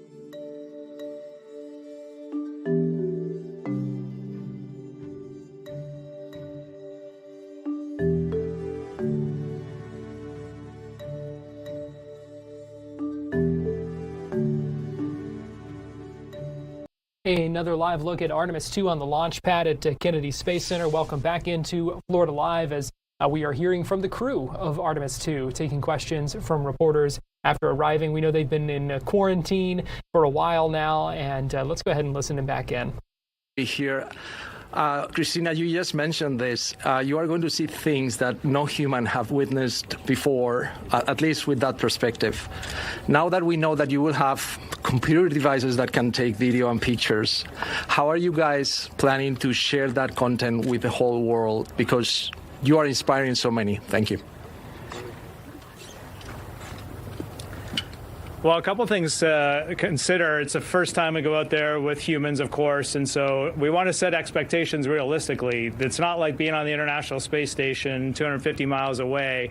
The communication system may be really robust, and we may be able to get a lot of information back, but we might not be able to as well. And this is one of the test objectives, is to see how our deep space communication system works, how much bandwidth we have for transmitting high-resolution photos or video, and so I don't know exactly what you'll see during the mission, but we will capture it all on the cards and bring it back with us, and we'll do a great job of sharing that. We're excited to try our best to take some images to try and bring you along on that journey to see the moon, to see some extraordinary aspects of the moon, but also to see yourselves from the perspective of the moon. I mean, just imagine that, the moon in the foreground and that Earth in the background, and you're all in that shot. Yeah, we're really excited to share that with you. Thank you so much. Hi, thank you for doing this. Thank you for doing this. Ken Kramer, Space Up Close. Speaking about talking back to humanity, I'd like to ask you guys, the Apollo crews did broadcasts in space, try to educate the kids. What are you guys going to do transmitting back on your way to the moon and back to motivate, educate, and excite the kids and everybody else? Thank you. I think we've all kind of hit on it. The first thing that we have to do is we got to fly this mission successfully. There is going to be a tremendous amount of unknowns. There's going to be things that we didn't expect. There's going to be comm linkage difficulties. There's just going to be all sorts of things. The first thing we got to do is we just got to fly this mission. And then layered into our schedule, our public relations folks at NASA have developed a very nice portfolio of outreach opportunities. I think the NASA flagship channel, which I believe is on YouTube, is going to stream this live 24/7. So if you're having trouble falling asleep one night, you can just pop that on and watch us for a little while. Spaceflight can be very slow, and it can be very awesome. But we are going to have a tremendous amount of outreach. We're trying to hit all the social media sites, we're trying to hit all the traditional media sites, and we're trying to stream 24/7. And then the other thing that I think we do is just, we have a pretty gregarious, outgoing crew that really feels bought into this mission. And part of this mission is bringing along the world for all of us to be in this together. So you know we are going to be involved, and we're going to be out there doing this. Thank you. Question. Hey, good afternoon. I'm Brandon from Interstellar Gateway. This question can just go out to whoever it jumps out to the most. As someone who grew up watching Space Shuttle from right here on the Space Coast, and now being in the position that I'm in, I was wondering what's something that inspired you growing up that has kind of thrust you into the position that you're in now, about to launch around the moon?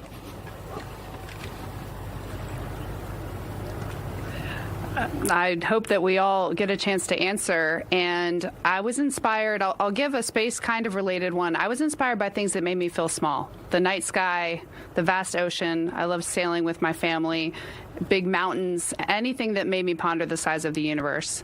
And then on a more individual level, I was inspired by the leaders of the civil rights movement, by the people that weren't afraid to do what scared them in the face of a lot of mixed messages on what was the right thing, but they knew what was right, and they pursued that no matter what. I think about those people a lot when I'm in positions of having to work through fear, having to face things that are uncomfortable, and those are the people that inspired me growing up.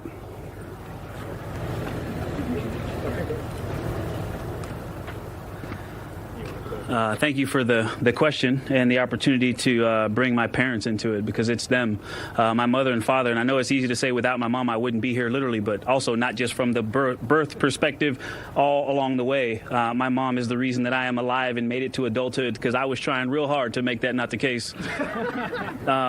And literally a conversation I had with my father while I was in college, I decided I wanted to join the Navy. I wanted to be a Navy SEAL.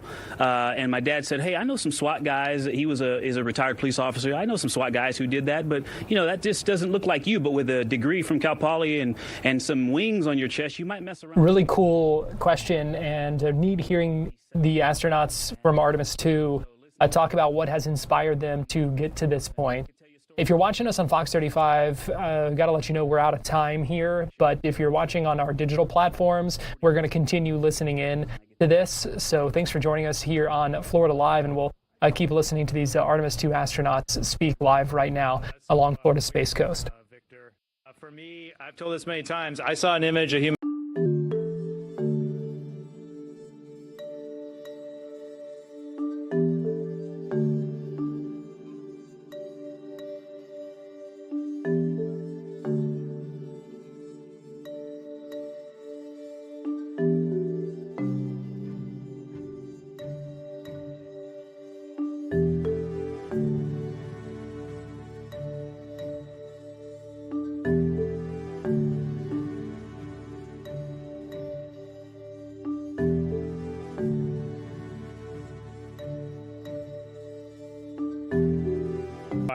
And yes, we have a whole system that shares this so that it can be used and leveraged and put out there to inspire our next generation.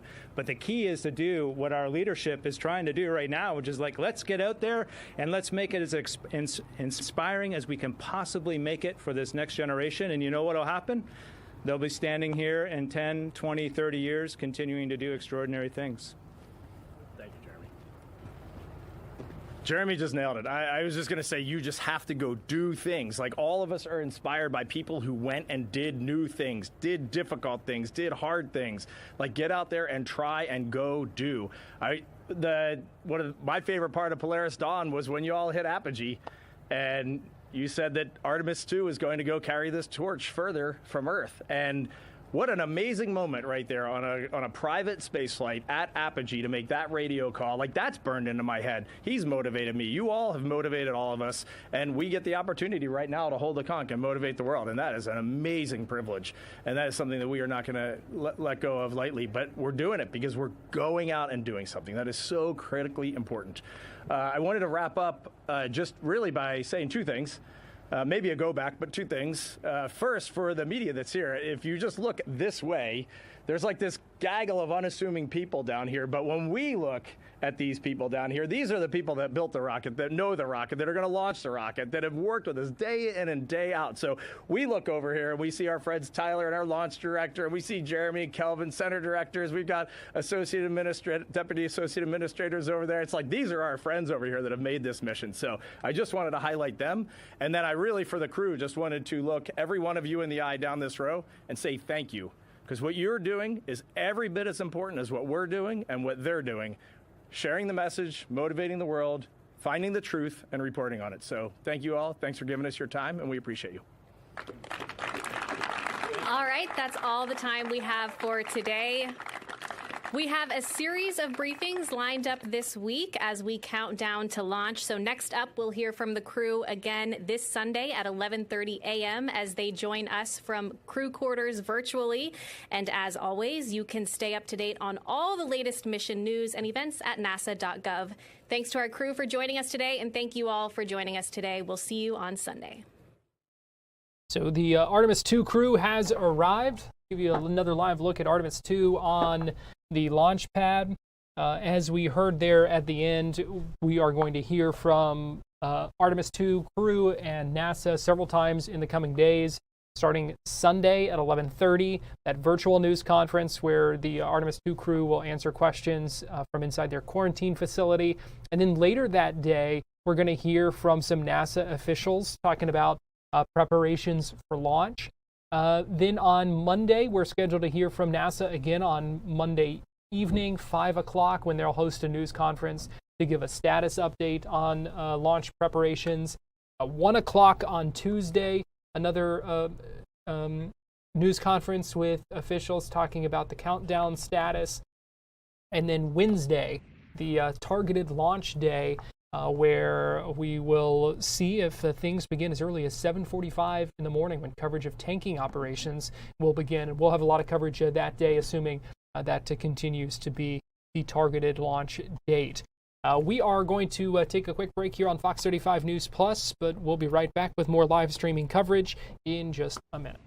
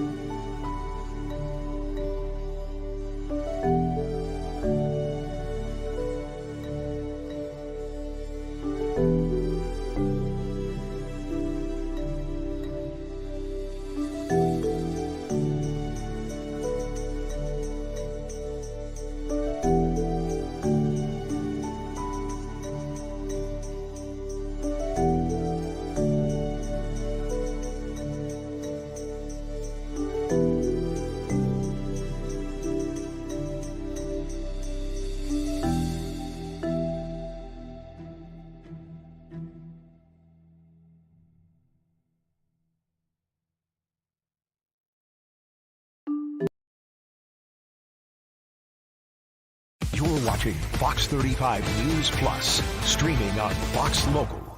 Welcome back into Fox 35 News Plus. I want to give you a live look right now on the left at Capitol Hill, where just a little bit ago we heard from House Speaker Mike Johnson, who says that House Republicans are rejecting the Senate's bill that passed late last night to fund the majority of the Department of Homeland Security, but not ICE and not Customs and Border Patrol. Meanwhile, President Trump announcing he has signed an executive order that will make sure TSA workers are paid as this shutdown continues. It will also give them full pay and back pay as well. On the right, you're seeing a live look at some of the lines in Baltimore, Maryland. This is a live look at Baltimore Washington International Thurgood Marshall Airport there right now. And I can also give you a live look in Houston at George Bush Intercontinental Airport there, where the security lines have stretched into hours at some points amid all of this. So we heard a little bit from House Speaker Mike Johnson announcing that he was not happy with the Senate plan. In the aftermath of that, just moments after, we had the chance to speak with Congressman Maxwell Frost, a Democrat from Florida's 10th District, who spoke with Fox 35's Johnny Jackson via Zoom to give his thoughts on where things stand with the Department of Homeland Security funding saga that has been going on now for several weeks on Capitol Hill. We just heard from Speaker Johnson on Capitol Hill. He called the agreement the Senate struck yesterday a joke. What is your reaction to that?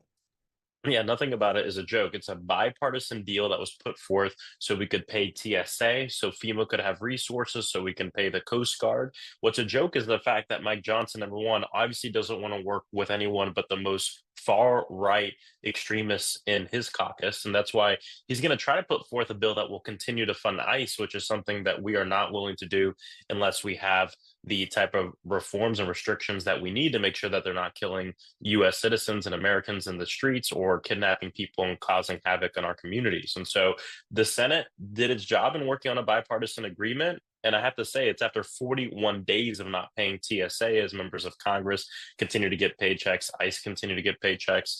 But my hope is that, that the House comes around and that we're able to pass the Senate approved bill.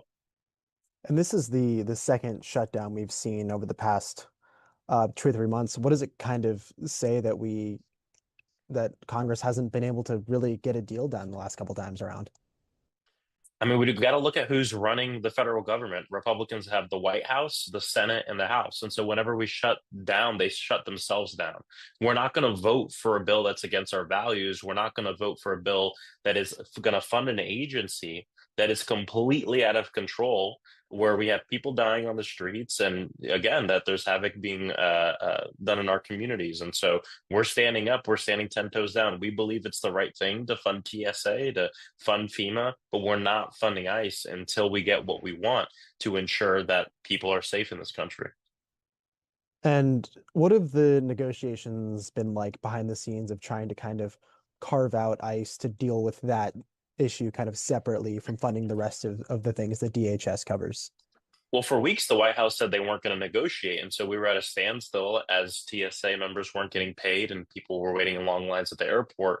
Finally, we started receiving some points from the White House that weren't enough and that don't deal with the real situation. And so there's still room for more negotiation, but we should be paying TSA. We should ensure that FEMA's funded. We should ensure that the Coast Guard's funded.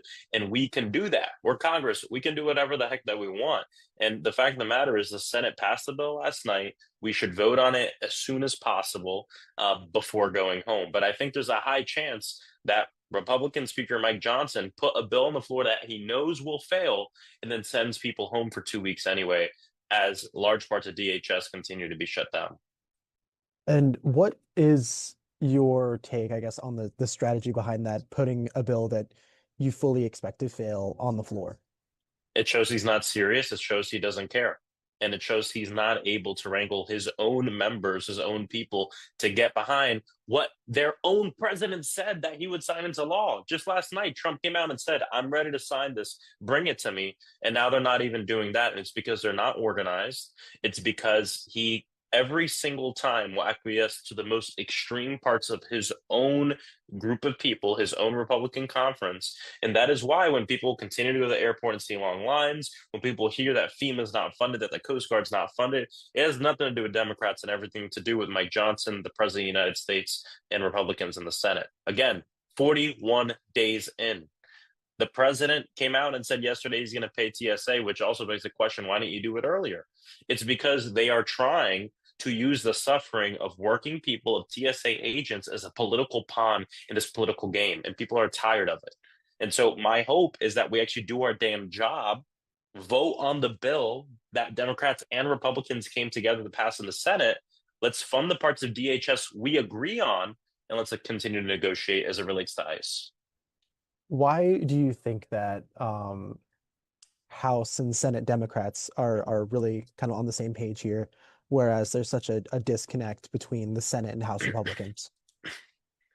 It has to do with organization. We came together early on in this DHS fight, and we said, listen, we're not going to let another American be killed by ICE. We are going to do everything we can to stand 10 toes down for our communities. We know that even people that voted for Donald Trump, even people that said, yeah, we want border security, et cetera, are looking at what's going on with ICE and DHS and are completely disgusted by the chaos in our communities and on our streets. They know they went too far as they go and detain and arrest our abuelas or grandmas or grandpas, children, U.S. citizens. Just in my own district, we had 2 U.S. citizen children deported to another country, and a judge had to order them to be brought back.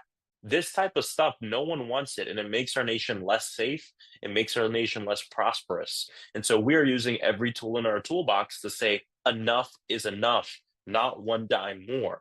And we do have the ability as Congress, because we write the laws, to ensure that we fund the agencies that we agree on. and we agree on TSA.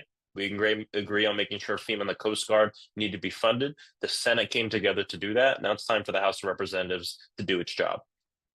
And you represent Orlando, one of the busiest airports in the country. I mean, a couple of the biggest airports in the country right here in Central Florida.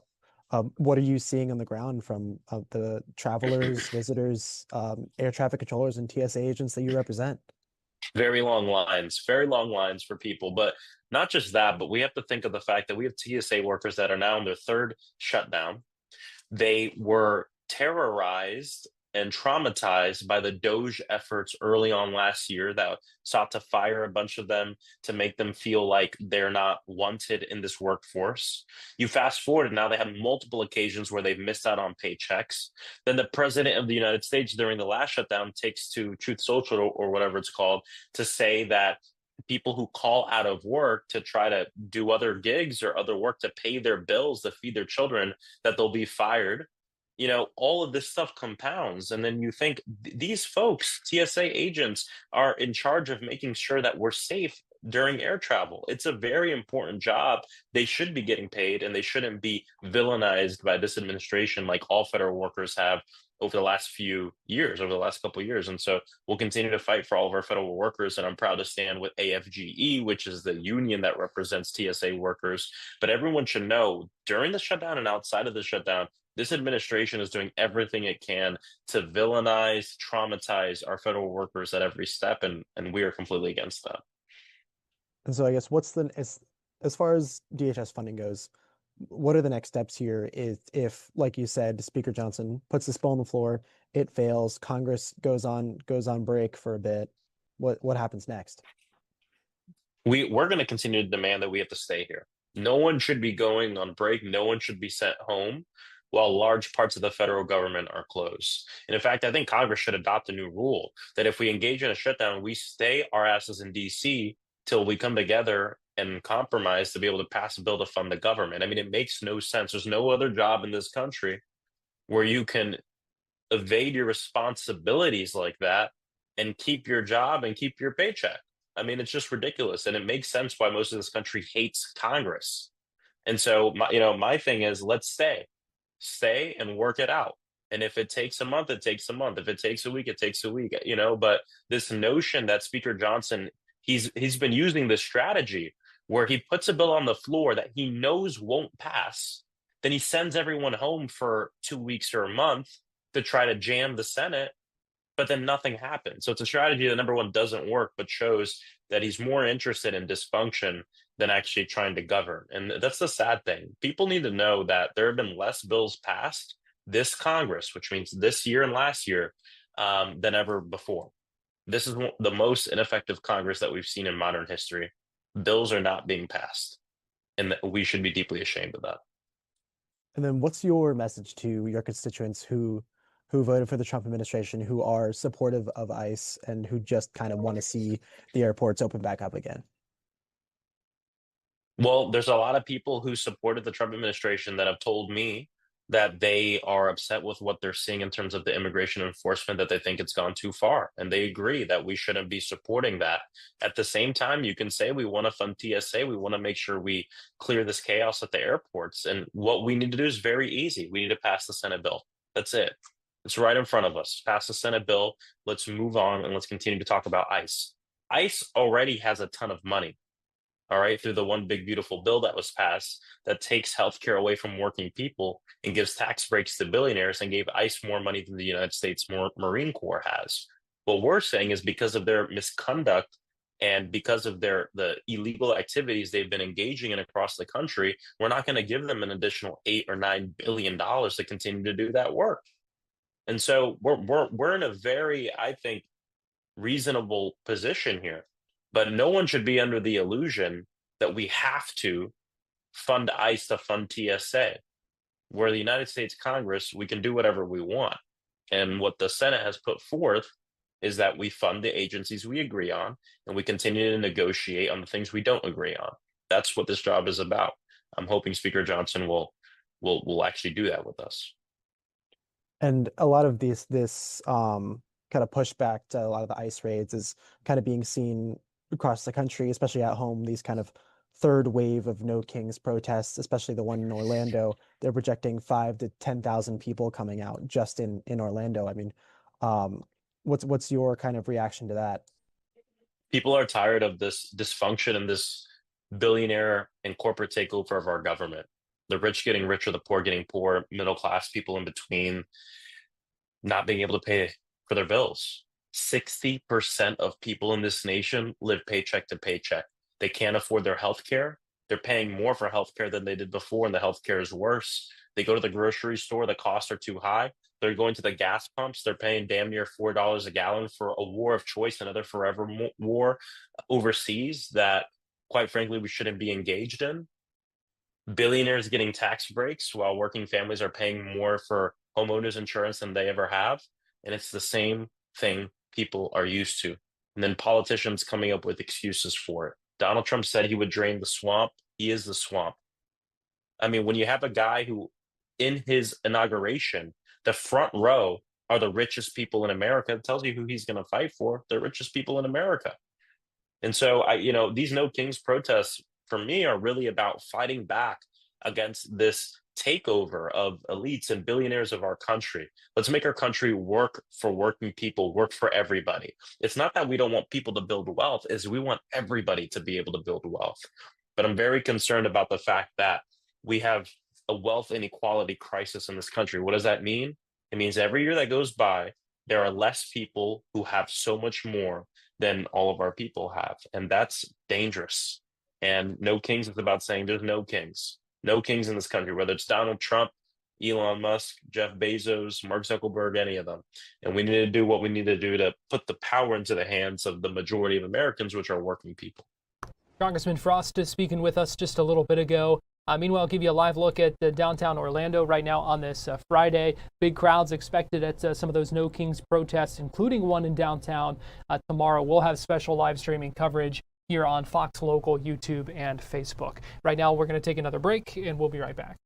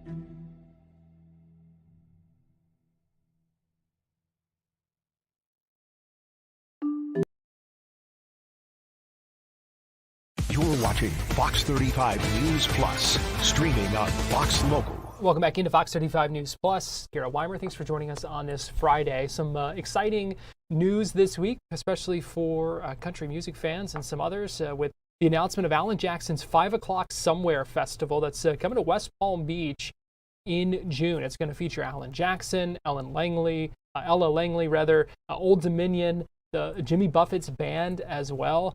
We were able to speak with the event organizer and Alan's tour manager this week about that festival and what fans can expect. Yeah, I mean, the idea created obviously with Alan's retirement from like full length performances, it just felt the need to carry, things that he loved meets, legacy projects for him. And, he is one of the most creative, visionary type people. And so to be able to curate something that is fully him, the beach lifestyle, the South Florida, I mean, it's an area he spent a lot of time and over the last 30 years. And so it just felt like the natural next step in his career. And it obviously serves a need. I think it connects the dots between that coastal lifestyle, South Florida, Ella Langley, Old Dominion. It just fit. And we only do things authentically in the Alan Jackson world. And so this just totally fit. So we're excited. Yeah, I mean, it's also where he recorded one of his most famous music videos of his entire career, too.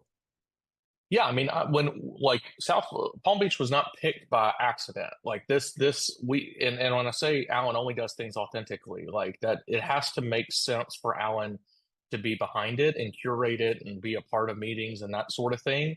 And so for this, as South Florida is between the Square Grouper and Palm Beach, and he's owned multiple residences and real estate and boats down there over many, many years. Is that he is that person? He is that lifestyle. And so this completely fits with what he and his family enjoy.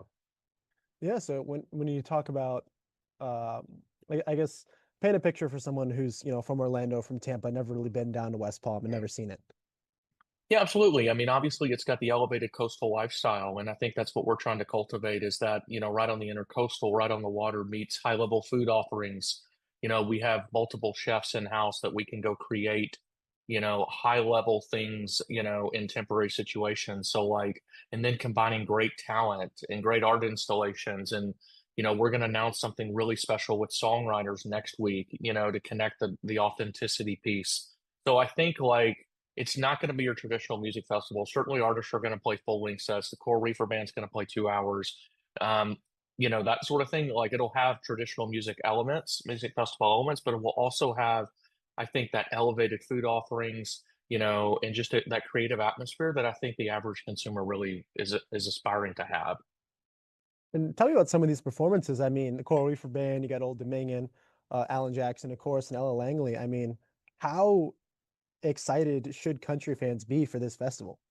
Yeah, I mean, Ella Langley's an artist we work with every day as part of her touring package. And so when we booked this forever ago, Ella fits. I mean, if you know Ella, she grew up in Hope Hall, Alabama, but loves the beach. One of her favorite places is the beach. And, I remember talking about when she played Sand in My Boots last year in Orange Beach. That lifestyle just is almost invigorating. And so, and obviously it timed perfectly. Hot 100 for the third week in a row, fourth week total. She is absolutely smashing records, across every spectrum and every genre. Old Dominion, an absolute perfect fit for Saturday, meets Jimmy Buffett's Coral Reefer Band to have that authenticity and to kind of bring that coastal lifestyle plus the rest. Clint Black, Dylan Scott, you kind of get a little bit of everything. But I mean, it just totally fits and total connects. So we're really excited. Yeah, I'm in the country line dance swing music scene. I mean, Okay. there's a lot of Alan Jackson and Ella Langley on those playlists. Yeah, 100%. And I think Ella's kind of the new age Alan, authentically doing it and kind of smashing barriers and walls and it's just a special connection. And I think people want in today's world authenticity, and they don't want to feel like they got lied to or fake or that sort of thing. So it has to feel right and it has to connect authentically. And I think that you're seeing it with Ella specifically and also with Alan. Alan's not an entertainer. He's an artist. He's a core artist. So for him to sit around a table and curate lineups and be in meetings and show up and that sort of thing, he has to believe in it. And this is something he's passionate about. And what's it been like for you and your team and Alan to really kind of get this together from the ground up? I mean, this is the first one, hoping to make it an annual thing, right?